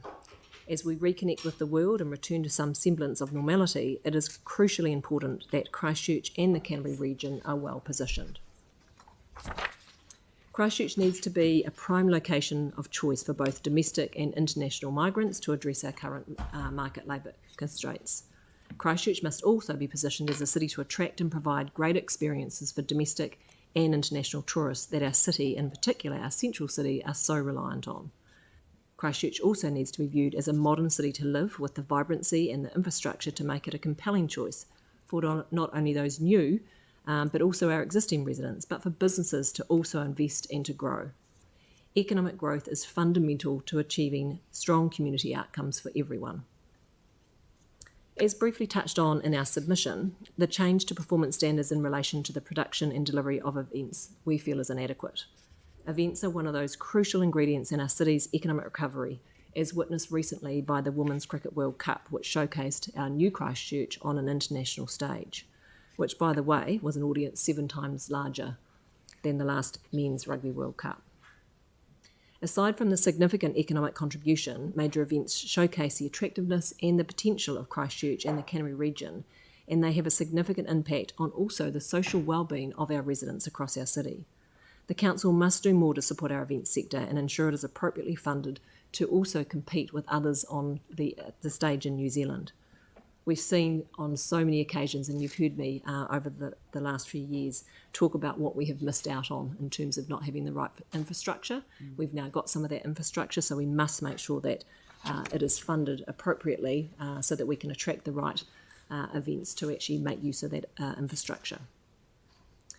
The council's role and commitment to regional economic development and to engage with businesses in the process needs to also be a very strong focus. Unfortunately, there is still a perception by the business community that local government is a handbrake on growth and an installer of red tape. The council should have a strong focus to change that perception and become known as a facilitator and an enabler for business development and growth in our city and our region. The level of communication and level of engagement with business needs to be at the forefront of the council's agenda, and that begins with the council demonstrating an understanding of the pressures that businesses face and also a willingness to help address them.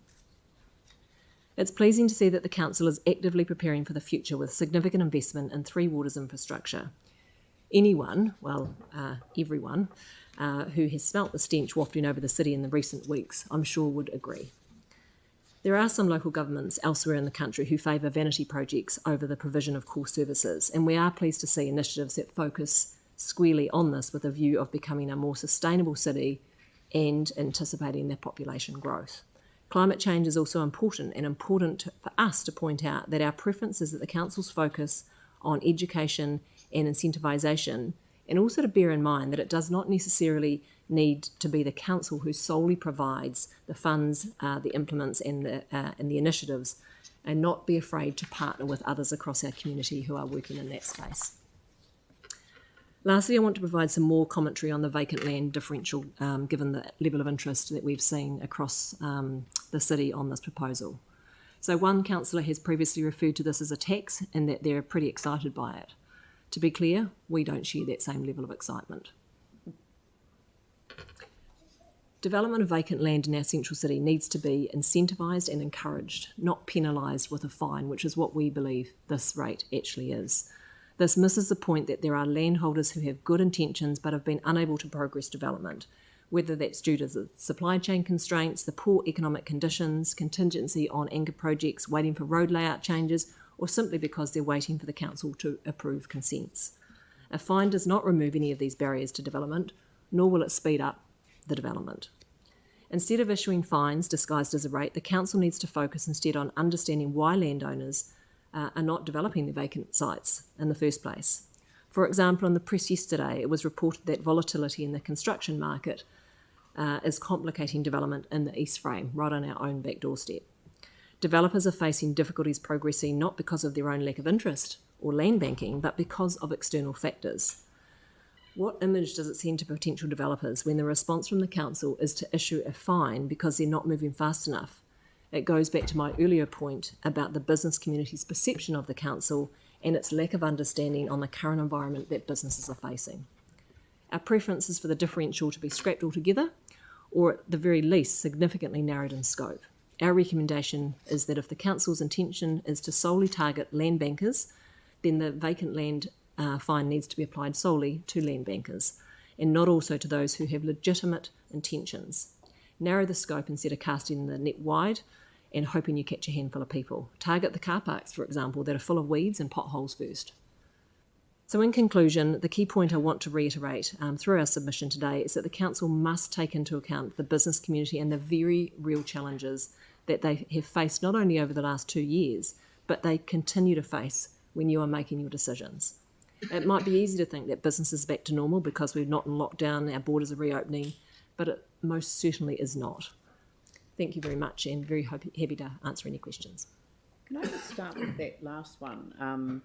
The vacant land, for the purposes of the rating proposal that we've gone out with, it's defined as land being with no active or consented use and excludes sites that are under development or in a temporary use that is a permitted activity under the district plan or has an approved and fully implemented resource consent. So I get where you're coming from, but are you saying that we just haven't gone quite far enough with that framework? What I'm saying is that there are a number of reasons where some of that intention of that land may not necessarily be known by the council.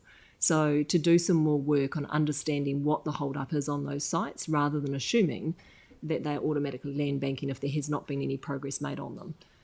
Because of the current environment that we're operating in and the very real constraints that we are seeing across the construction sector, it's really important that we understand what those intentions are rather than just making some assumptions that people are automatically land banking.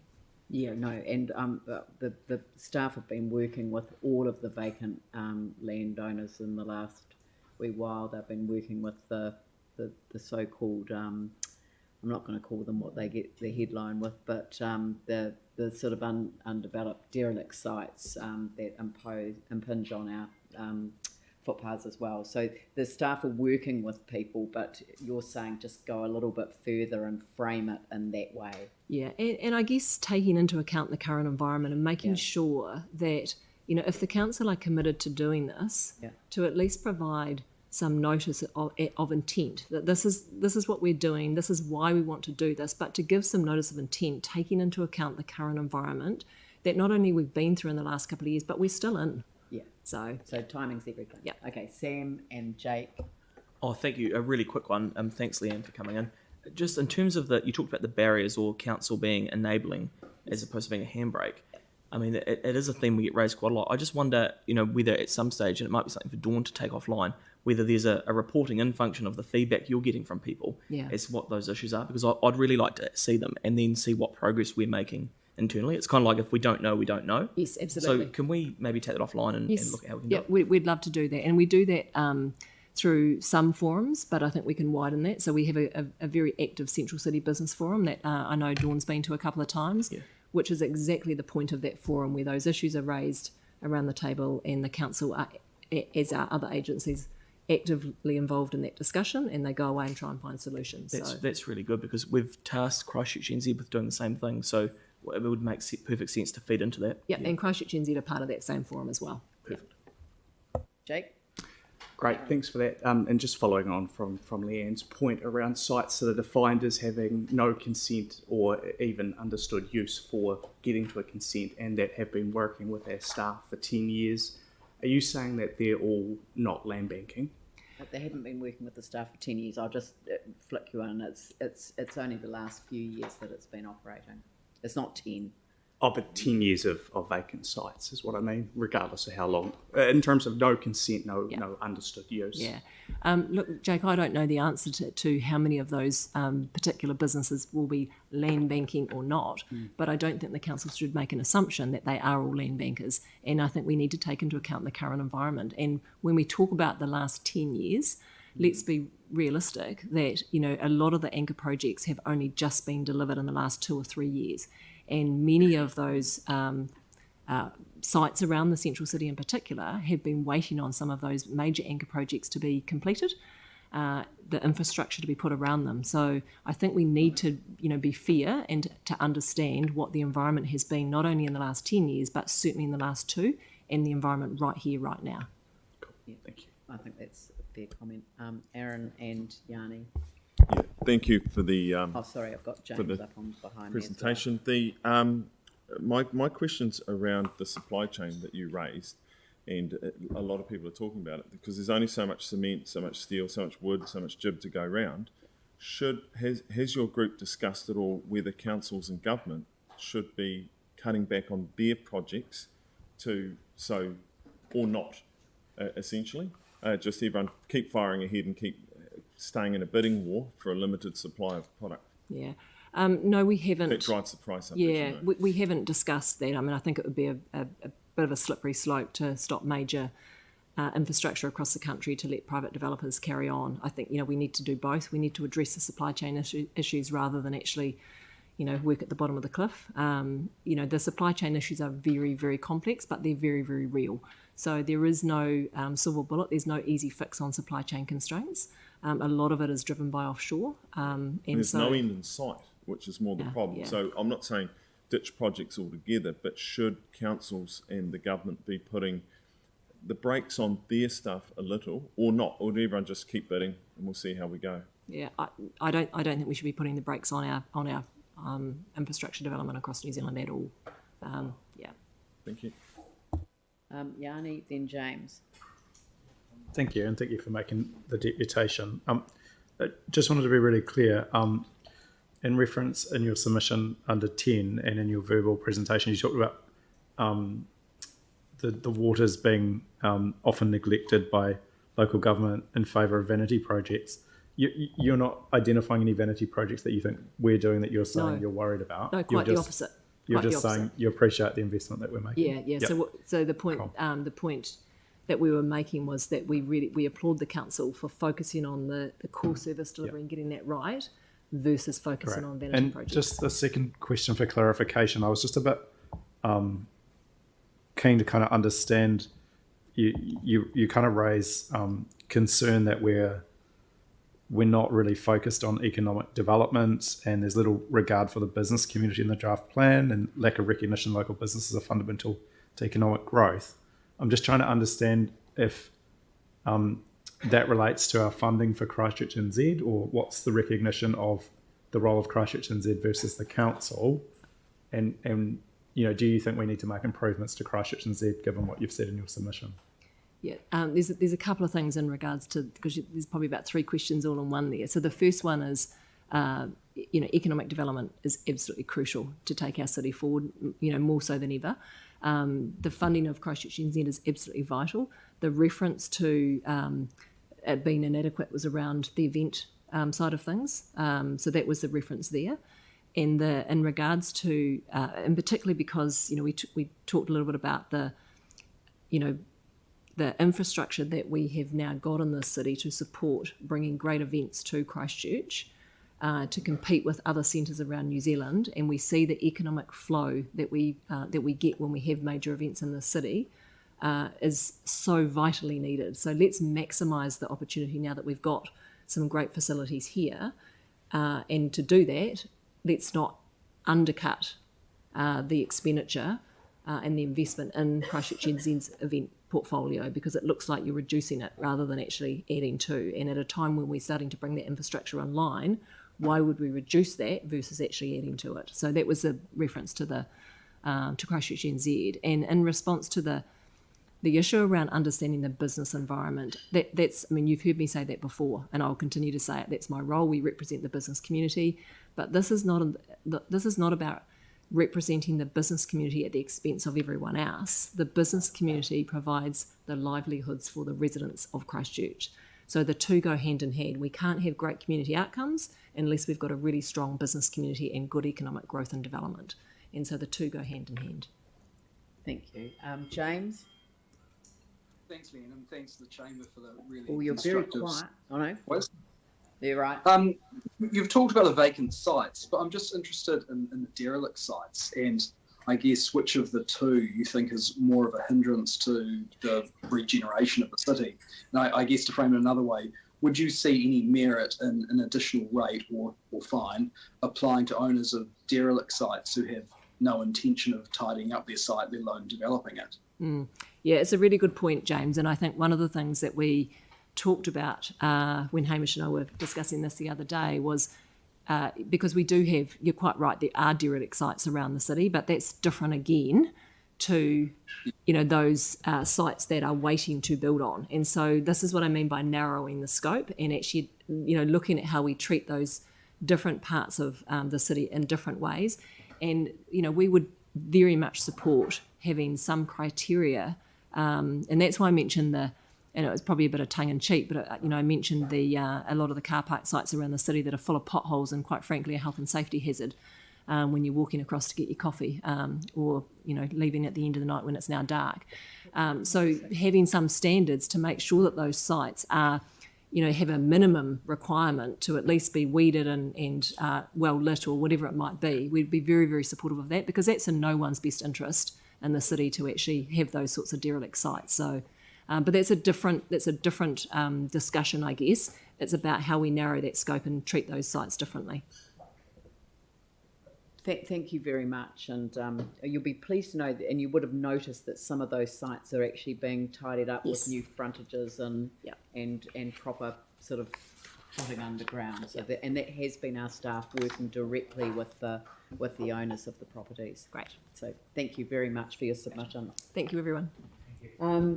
The next submission is Linda Jenks.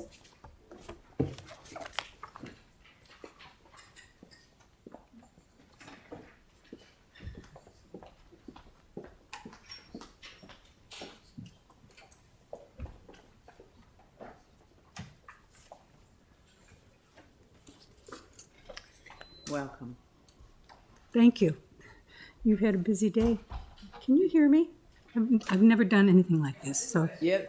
Nice that you're sitting right there. I'm from Hallswell. Yeah. Okay, good. Thank you.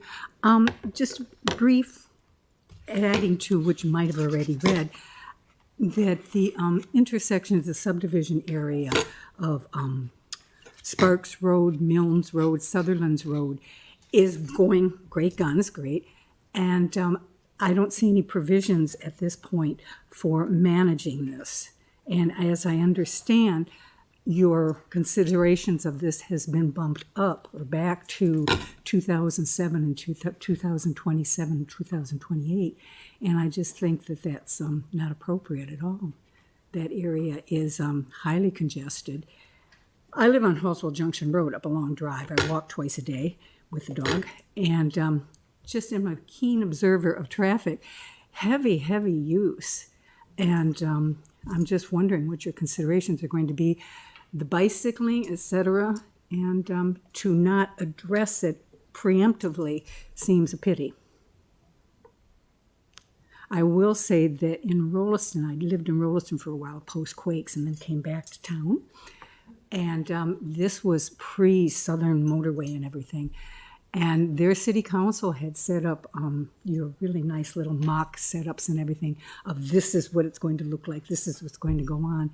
And I'm wondering if we tried things like that a little bit more, or maybe we do and I don't know it, it would make the communities feel like they're being listened to and paid attention to instead of just developing the land so that we can get taxes out of it, you know, growth. Anyway, thank you for your attention. Thank you. Sometimes a short submission makes more impact than, you know, sort of a lengthy one, simply because you've focused on an issue. The community board raised this earlier on today, so it is something we're alert to. But perhaps you kind of, could you describe what you're observing, you know, like in terms of the impact of the, I mean, do you see... Oh, it's heavy truckloads, but is too. it dangerous, you know, like... Well, I see the children going to Hallswell schools and everything, and I've only been retired 1 year, and I'm a registered nurse. I worked in general practice, and so I'm a risk assessment person. And I just see all this, and I'm just going, oh, well, the kids have got to learn how to da-da-da, but they aren't even cognitively, spatially good until they're at least 8 years old. But, and also, Hallswell Junction Road and Nichols Road, where you go into that's an appalling sight.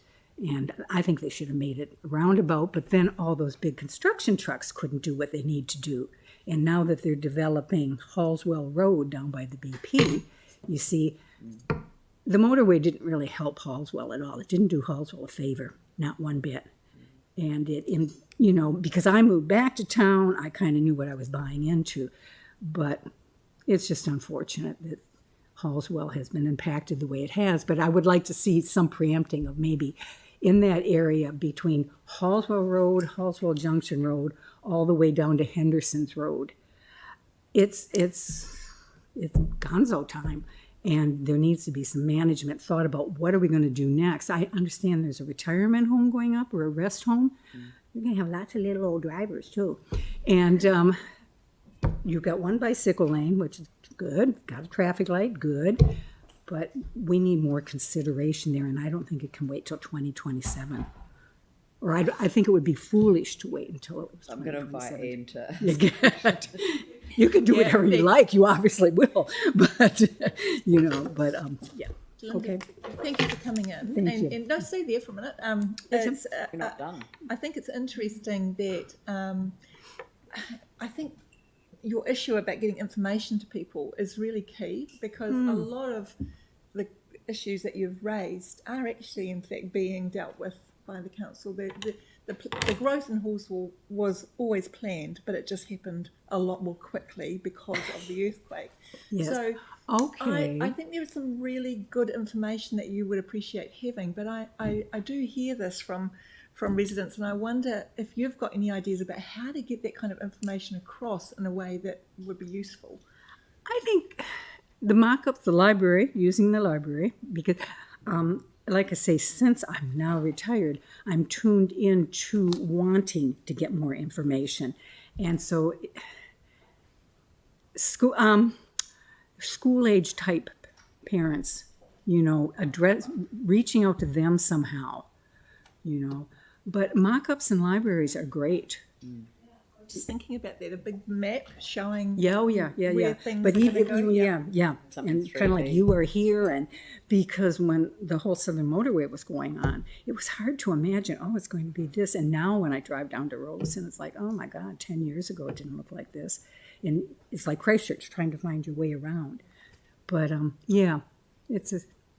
Quite a lot of success with webinars, where people can look, watch, and then ask questions. And so does one need to be on a mailing list for webinars? Because I'm still doing medical webinars because the whole COVID thing, even though I'm retired.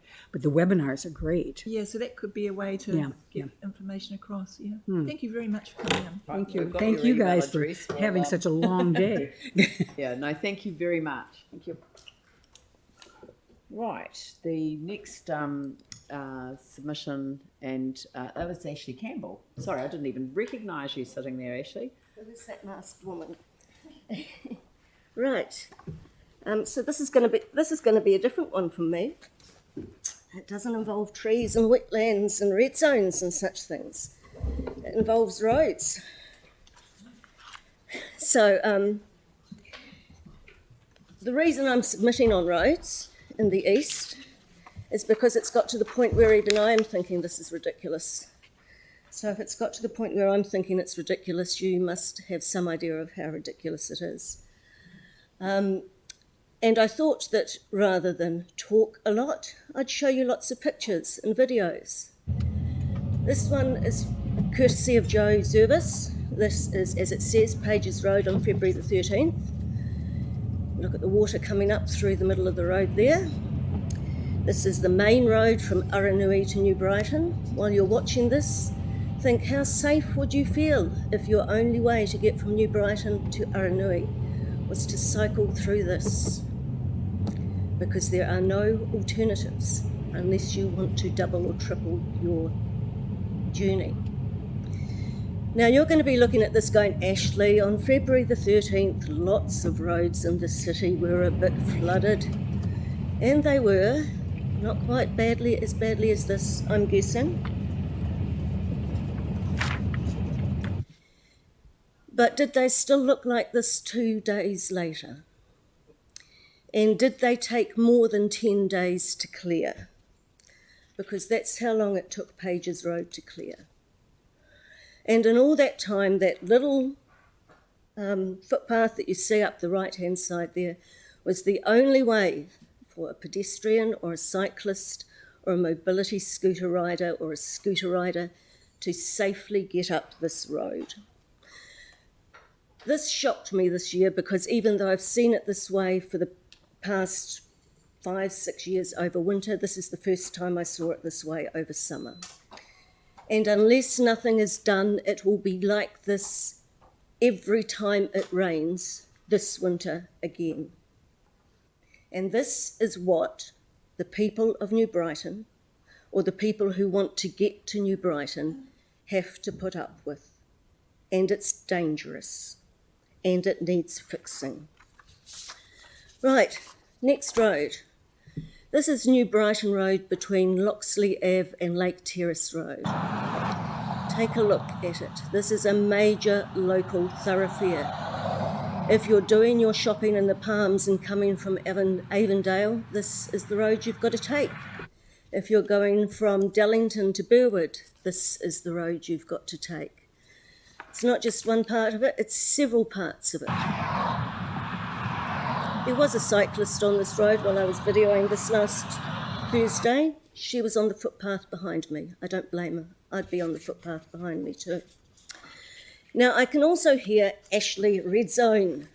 We can't do anything until the red zone's fixed. This is Maces Road, which is nowhere near the red zone. This is a major industrial area in our city. People who work in Maces Road have absolutely no choice but to travel on this road.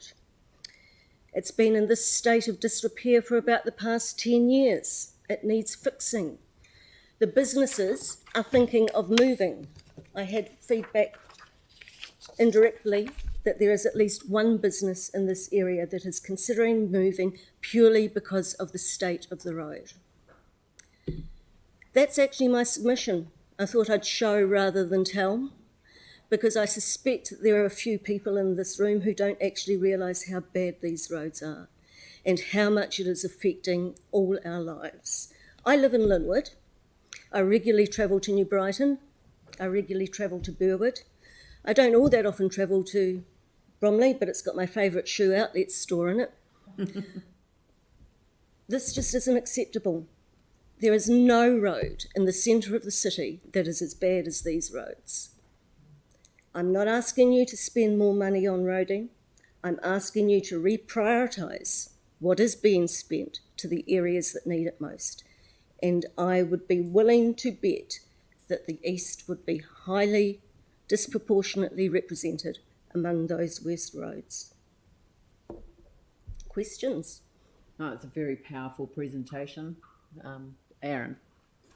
Yeah, I certainly don't disagree with you, and more than happy to offer up any roadworks that are going in my area in Herwood, because I've seen resealing done and roads being redone in my area that just don't need it. I have residents contact me and say, why are they doing our road? It's getting another coat after this many years, and I know it's part of a program. Gasson Street is getting a full thing done.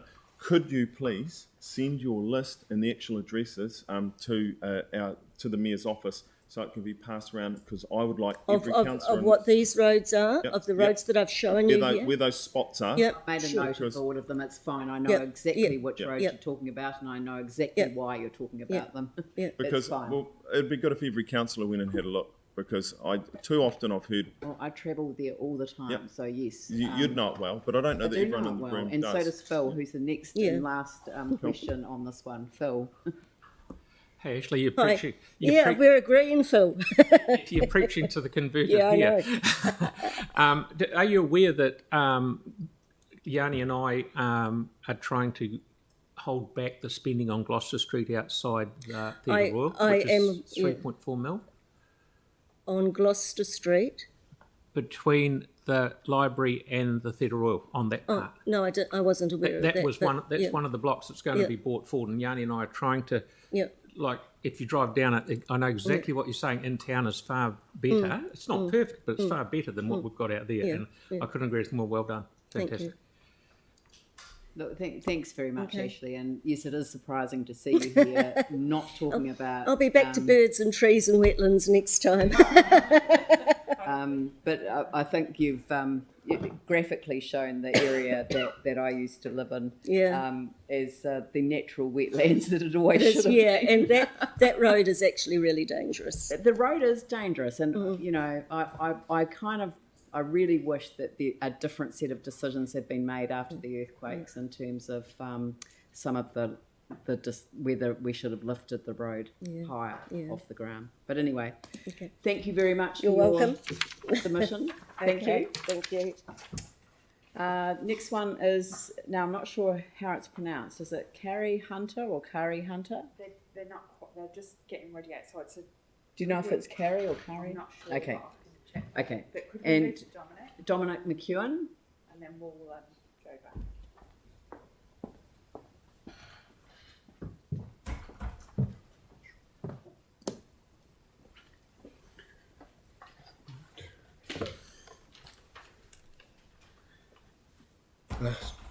Thank you all for having the time to listen.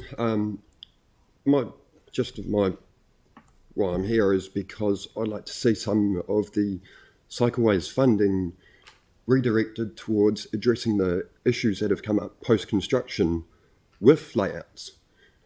And for me personally, it is the Worcester Street Road layout. I have continuously raised issues to council staff post-construction, 2017, and I keep getting fobbed off, basically. Staff are using the constant excuse, that I'm calling it an excuse, that there's no money, there's no budget, and it's a resident's fault, it's a user's fault. Well, prior to the road layout being changed to speed humps down Worcester Street, there was never any issues for cyclists. The only thing that's really changed is the fact that speed humps were introduced and designers failed to foresee the impact of how these speed humps and this layout would be against driveways and where people's bins are put. This is a constant issue that users face on a weekly and daily basis.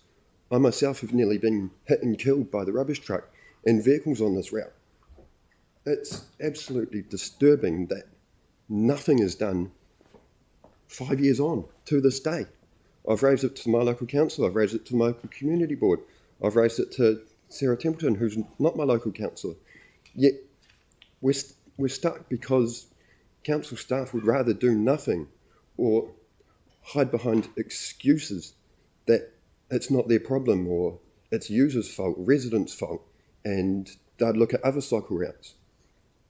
Worcester Street is the only cycle route that's not actually separated from the 4 avenues, yet it is the main connection to the east.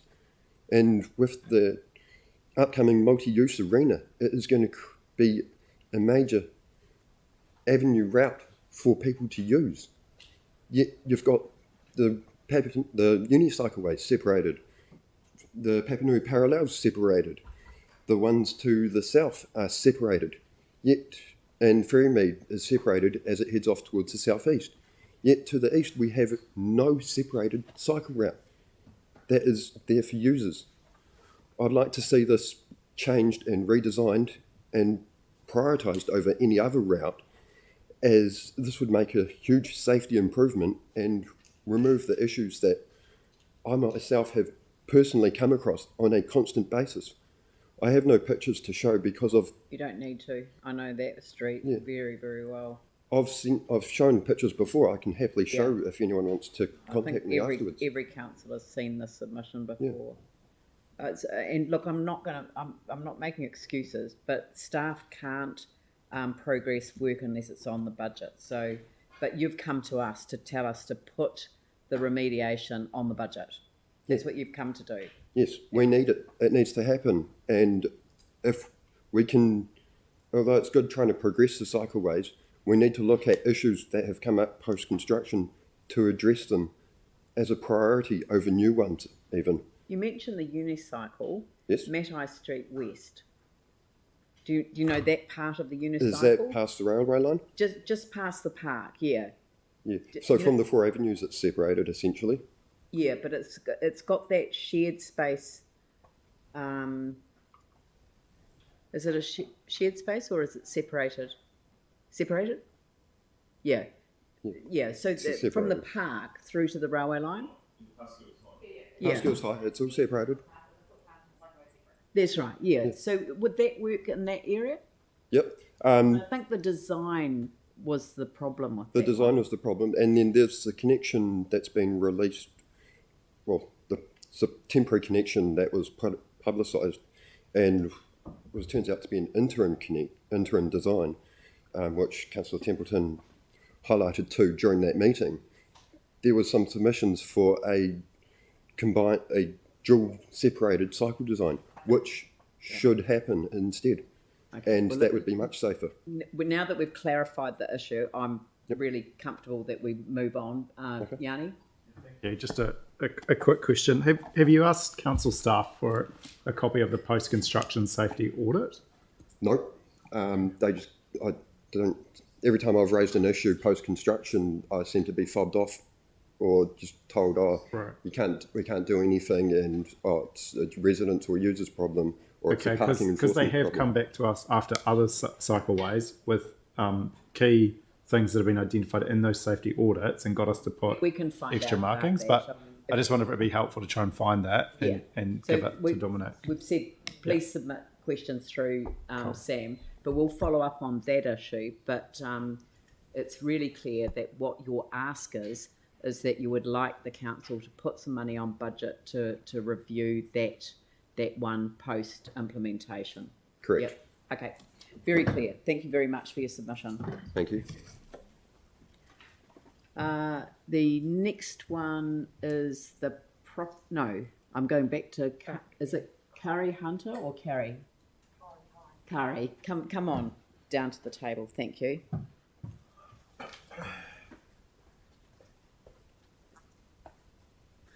I can take my mask off, right? Yes, you can. Otherwise my glasses fog, so thank you.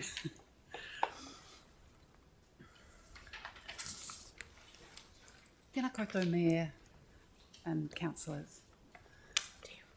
The science is irrefutable and globally agreed to stop the climate crisis from becoming a permanent catastrophe. We must limit global Sorry, warming. I'm going to have to... do I need to move myself? Maybe if you moved onto one of the other seats... this has got an X. Is that where I'm supposed to sit or where I'm not supposed to sit? Yeah, that'll do. That'll be fine. And then sort of head towards the mic. Yeah, that's right. That's great. Try that. Start from the beginning? Yeah, thank you. Tēnā koutou Mayor, councillors. The science is irrefutable and globally agreed. To stop the climate crisis from becoming a permanent catastrophe, we must limit global heating to 1.5 degrees Celsius. That's been said by many, but recently Antonio Guterres, UN Secretary General. Our scientists are telling us that there is still a chance that we might be able to do this, but that this year is a crucial one. That means we can't wait for the next long-term plan to do what's needed in an emergency. Emissions must peak and be falling within a couple of years, be down to 45% globally by 2030, to zero by 2050 to give us a chance. Faster cuts would give us a better chance. Ōtautahi will not be spared the consequences of overshooting this, and others are already dying of climate change in large numbers. As a city with high emissions, historically and currently on a per capita basis, we have both a responsibility and a possibility of acting more quickly.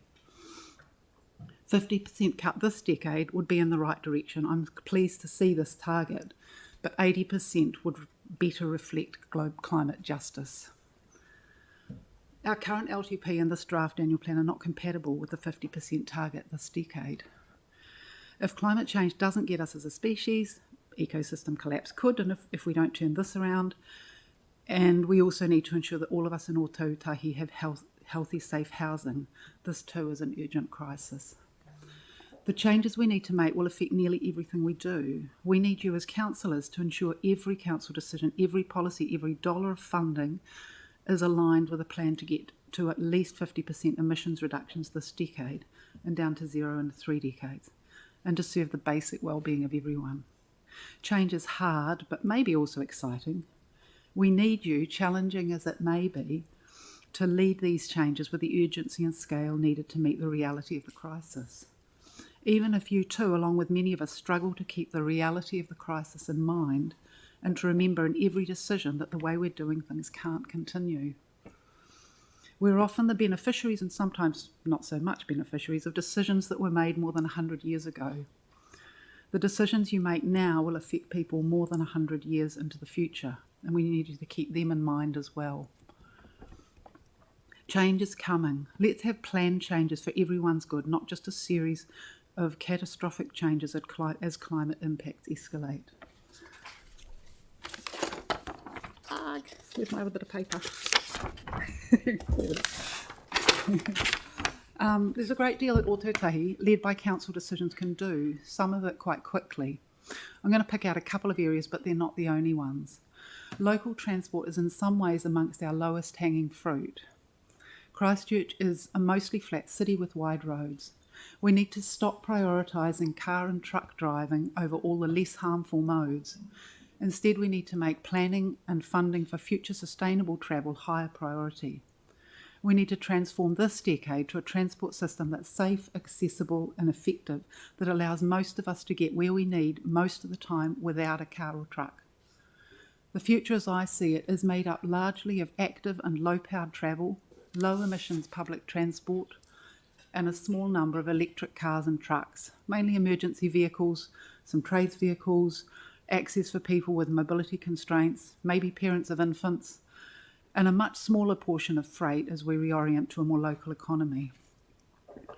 We need you to reallocate road space and create barriers to keep active and low-powered travellers safe everywhere in the city. You're off to a good start with some excellent cycleways. However, it's important to get safe routes in place everywhere very quickly and with less cost and money and emissions. This can be done. Rather than thinking of the good routes you have already built as expensive cycleways, I encourage you to see them as expensive ways to enable ongoing high motor traffic. If we don't prioritise mass motor traffic, there's plenty of room on most roads to reallocate a lane for safe cycling, etc. Cycles are great, but they don't fill every need. I expect if the infrastructure and economy supported it, there would be people here in Ōtautahi and Aotearoa who could design and make practical, low-powered and human-powered vehicles that could be helpful to people with mobility impairments, could move large objects across suburbs, could keep the weather out without relying on internal combustion engines, high balance skills or super fitness. Maybe even practical low-powered public transport. My expectation is that if we can get a clear signal, if we all get a clear signal that cars and trucks are going to be largely phased out, beginning very soon, necessity will drive some excellent invention. But at least some form of seed funding for this kind of development would make sense to get it going quicker.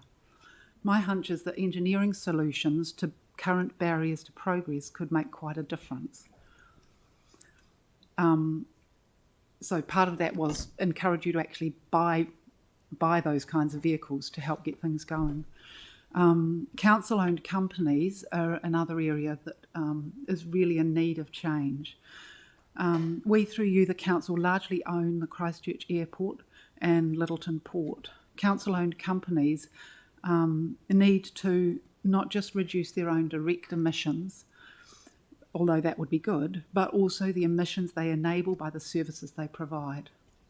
The coal that goes through our ports and the mass tourism that goes through our airport are killing people, and some of the people that they kill will be people in Ōtautahi.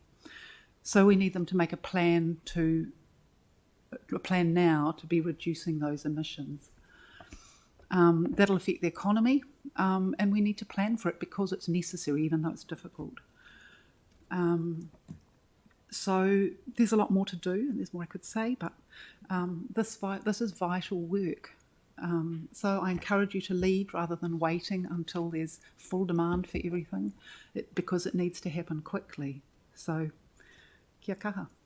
Thank you. Kia ora. Thank you very much for your submission. I think we've come to the end of the scheduled time for the submission, so thank you very much. Food for thought. Thank you. Thank you. I don't think the Property Council are here yet. Is that right? They're on Zoom. On Zoom. So we'll go to the Property Council, who are going to Zoom into the meeting. And I should acknowledge that Mike Davidson, James Goff and Celeste Donovan are all on the Zoom as well. Hi, good afternoon. I'm James Riddick. I'm the regional chair of Property Council South Island branch. I'm hoping I'm also joined by Property Council's head of advocacy, Catherine Wilson. Yeah, kia ora. Oh, you are fantastic. And apologies I'm not able to attend in person today, and also apologies from Sandra Marley, another member of our advocacy team is unwell. So thank you for having us today and giving us the opportunity to make a deputation on the draft plan. Property is the largest industry in Canterbury. There are around 160 billion in property assets across the region, with property providing a direct contribution to GDP of 4.7 billion, which amounts to some 14%, and also provides employment for over 31,000 Canterbury residents. Firstly, I'd also like to recognise Property Council's relationship with Council, including Council officers speaking at our branch meeting and having regular engagement with Council officers, including as Council forms policy. In broad terms, we support the overall direction of the annual plan. However, our members do have some concerns, particularly relating to the introduction of the vacant sites differential, and we'll address these concerns in this submission today. Firstly, I'll begin with discussing the progress of Te Kaha. And while we appreciate the Council's review of capital expenditure in light of political and economic circumstances, we support the development of Christchurch's much needed infrastructure, including the arena. We were disappointed to see that 75 million of spending on the project has been pushed to future years. Whilst we recognise the complexity of this project and the current market, we do encourage any and all efforts to try and bring the project spend forward wherever possible, and indeed the project itself. Our next topic is a Property Council perennial on the annual plans, and this is alternative funding methods. We acknowledge that rates remain the main source of funding for council activities. However, Property Council has long advocated for all local authorities throughout the country to investigate alternative funding models. This will more accurately reflect the rating base and allow the council to deliver much needed infrastructure. Many other councils have started a process of investigating alternative funding methods, such as special purpose vehicles, and using the government's recent Infrastructure Funding and Financing Act to leverage funding. We recommend that council investigate how they too can use recent legislative changes to ease funding pressures. As already flagged, perhaps a key issue in this year's plan for our members is the vacant site program. And perhaps this should also be viewed as an endorsement of the overall plan itself. Our members understand the need to beautify the CBD and to ensure that vacant sites do not have a negative impact on the amenity of the city and on demand generally within the city. However, we do not believe that the best way to achieve this is by imposing additional financial pressures on property owners. We acknowledge Council has few tools to apply to this issue, but we consider that the differential is too blunt a tool. We're concerned that there's a lack of transparency and clarity with the program. It's unclear how a site is determined vacant or what constitutes a site that is in use. While there has been a vacant site improvement guide published to assist property owners, the decision on whether a property owner qualifies for remission is ultimately based on Council's discretion. A mixture of uncertainty and criteria for property owners and the subjective interpretation by Council may lead to unfair outcomes. For our members, there are a multitude of reasons why sites may be vacant or appear vacant. The development process varies from site to site and developer to developer, and that means that the Council's one-size-fits-all approach is not appropriate. Our recommendation is that Council does not implement the differential. If it is to be implemented, then we would urge Council to reconsider the timing of the program.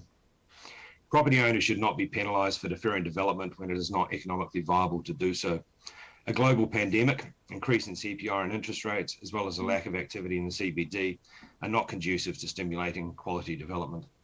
For Christchurch to unlock its potential future, development needs to be quality development, and this must be demand-led. By focusing on the supply side and pushing property owners to develop for the sake of development will only encourage bad development, which will not be for the benefit of the city. Delay in implementation would also allow for the impact of Council's parking policy and the consenting of at-grade car parks to be assessed. We consider this may make a significant impact on the number of vacant sites and the amenity impacts. It will also enable time for recovery from COVID, as has been actively supported by Council's COVID Business Recovery Program, which we're very happy to be part of. and for the benefits of the blueprint's original demand generators to be seen. And here I'm, of course, referring to the various anchor projects, including Te Pai, Parakiore, and Te Kaha. If the differential is to be implemented, then we submit that the council should defer the program for a further 12 months to enable landowners to plan for and budget either for the differential or the required amenity improvements.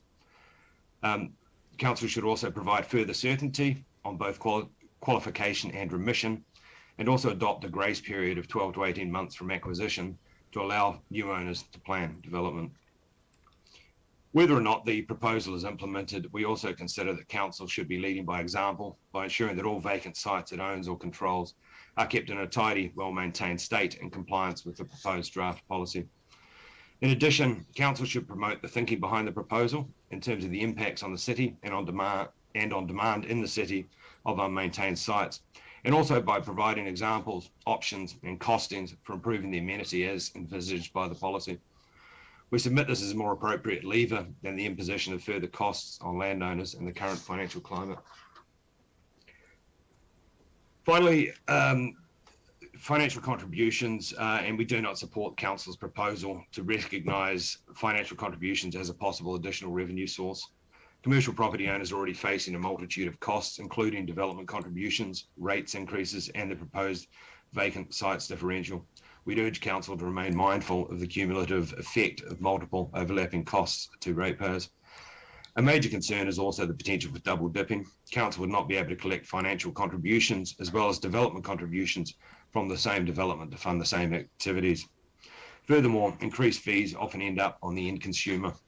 The introduction of financial contribution fees will also likely see planned developments postponed or cancelled due to increased costs, reducing the overall feasibility of the project.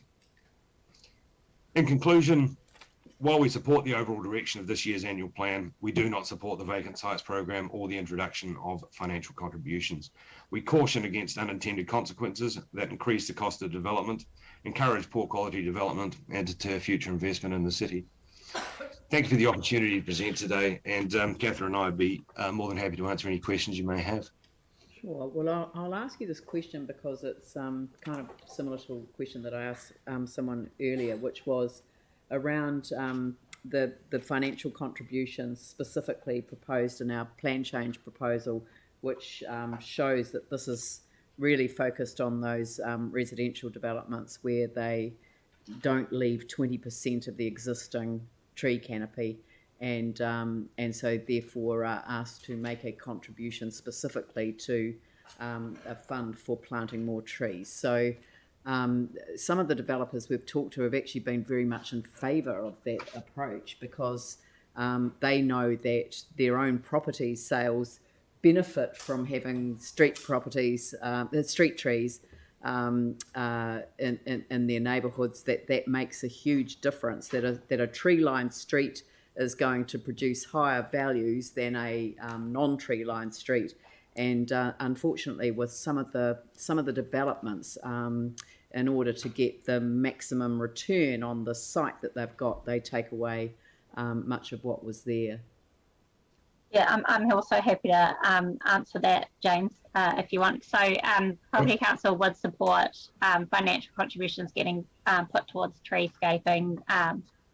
Trees. We've actually we're drafting up our district plan at the moment on that topic. Where we have concerns around financial contributions is where it gets extended beyond that scope and could fund sort of projects that development contributions already cover. We know that councils have got into legal issues in the past on financial contributions and development contributions funding the same project. Yeah. And so I think our submission is really in line with just a cautious element of ensuring that double dipping doesn't occur, and that more transparency around I guess user pay systems would be more appropriate. So our submission talks about special purpose vehicles or looking into infrastructure funding and financing as well.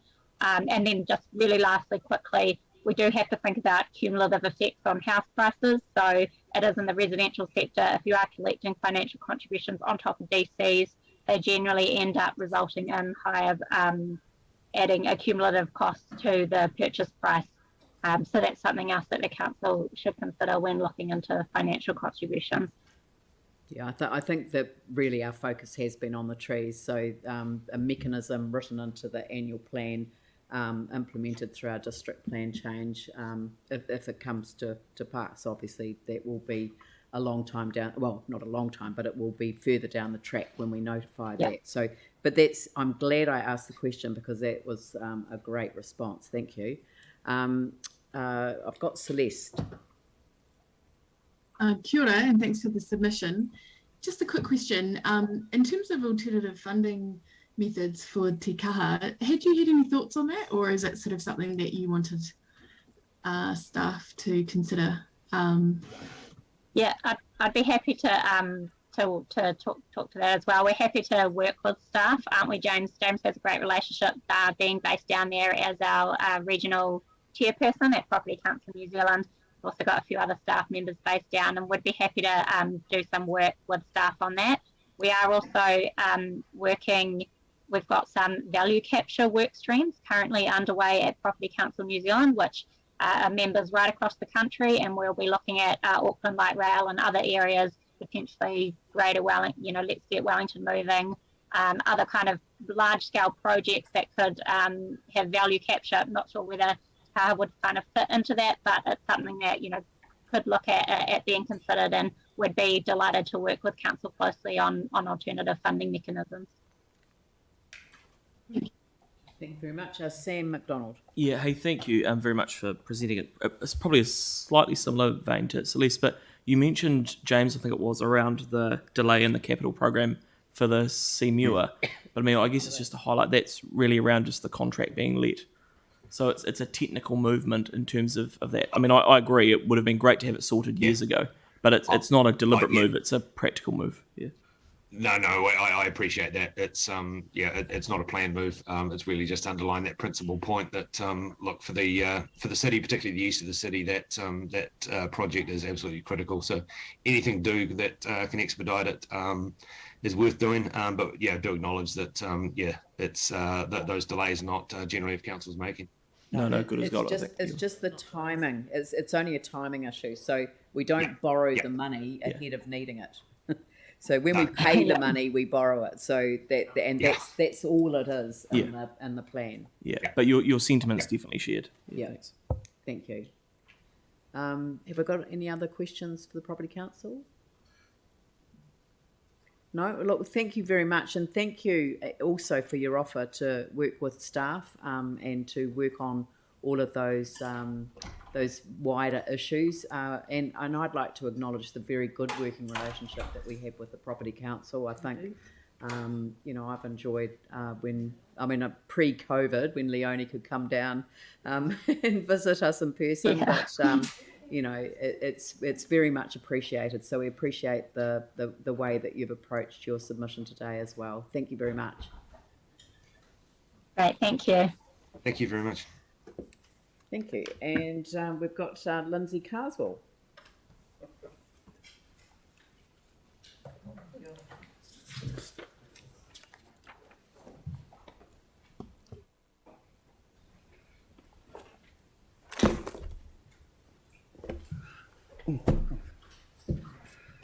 Good afternoon, all. I love coming along here, talking to you. The same topic, which I have for almost 20 years now, off and on. Nothing's ever happened. Very slow learn to stand here. All right. Asking for a complaints procedure. I've previously told you why I would like you to have one. My own personal experiences dealing with the Christchurch City Council a number of years ago, when I had a leaky home and found that the council weren't really all that interested in it whatsoever.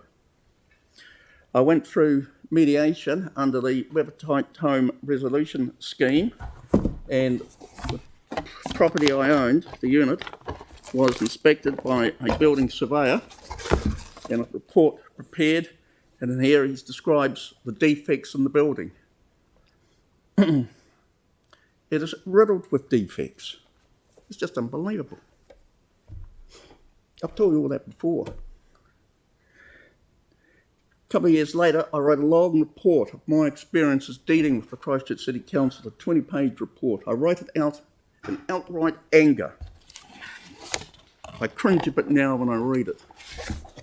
They could have done a good bit of proofreading, but never mind. It was exactly as I saw it all. And I gave it to all the councillors at the time, the mayor and the CEO. CEO wrote back to me, and she simply said that the council considers this matter now closed. Weren't interested. I was left in a cold, damp building because this is the letter she wrote. That's what it was. The mayor wrote a slightly longer letter, but didn't actually say much more. I was left in a cold, damp building because of the council's building staff's inability to read the building code.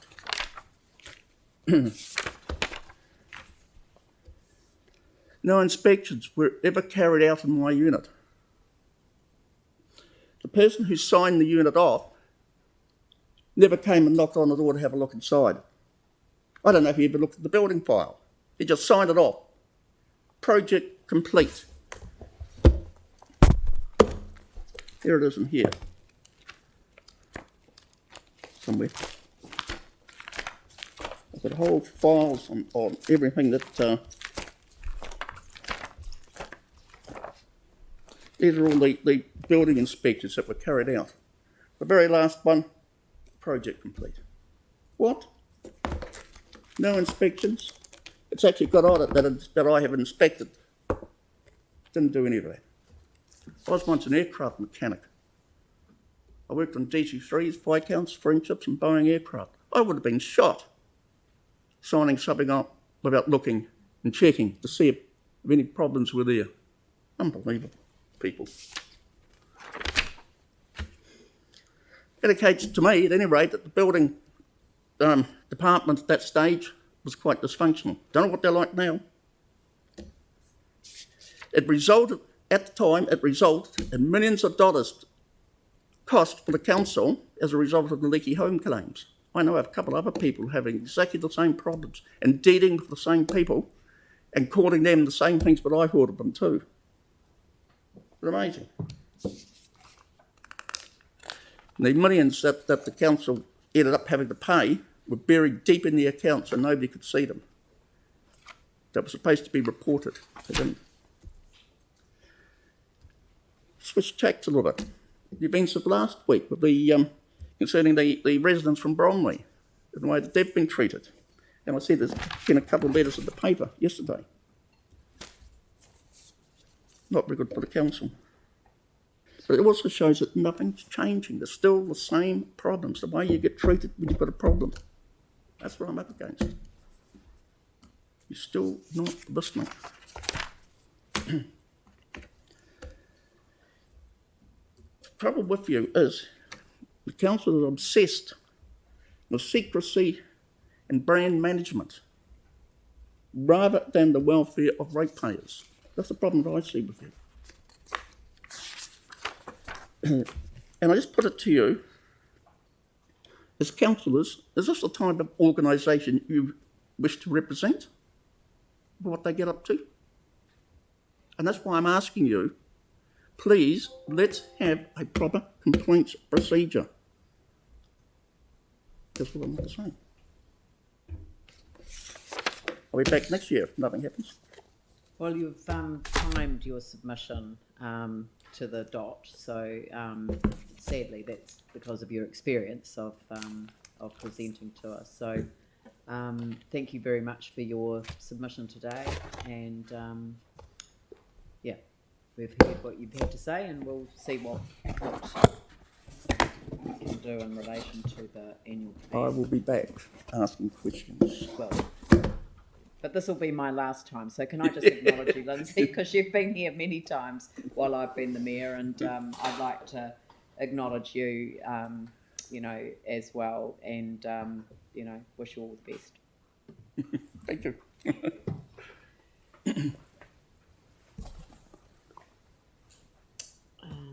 questions. So I'm just sending a question to Samantha, Sam, in relation to this particular one, and I will press send and just remind people that if they have questions from any of the matters that have been raised today, to flick them through to Sam, so that we've got a running track record of the questions that people would like to have follow up on. So thank you all very much for today. That is, I'm adjourning the meeting now until 2 p.m. tomorrow afternoon, Thursday the 5th of May 2022. Thank you.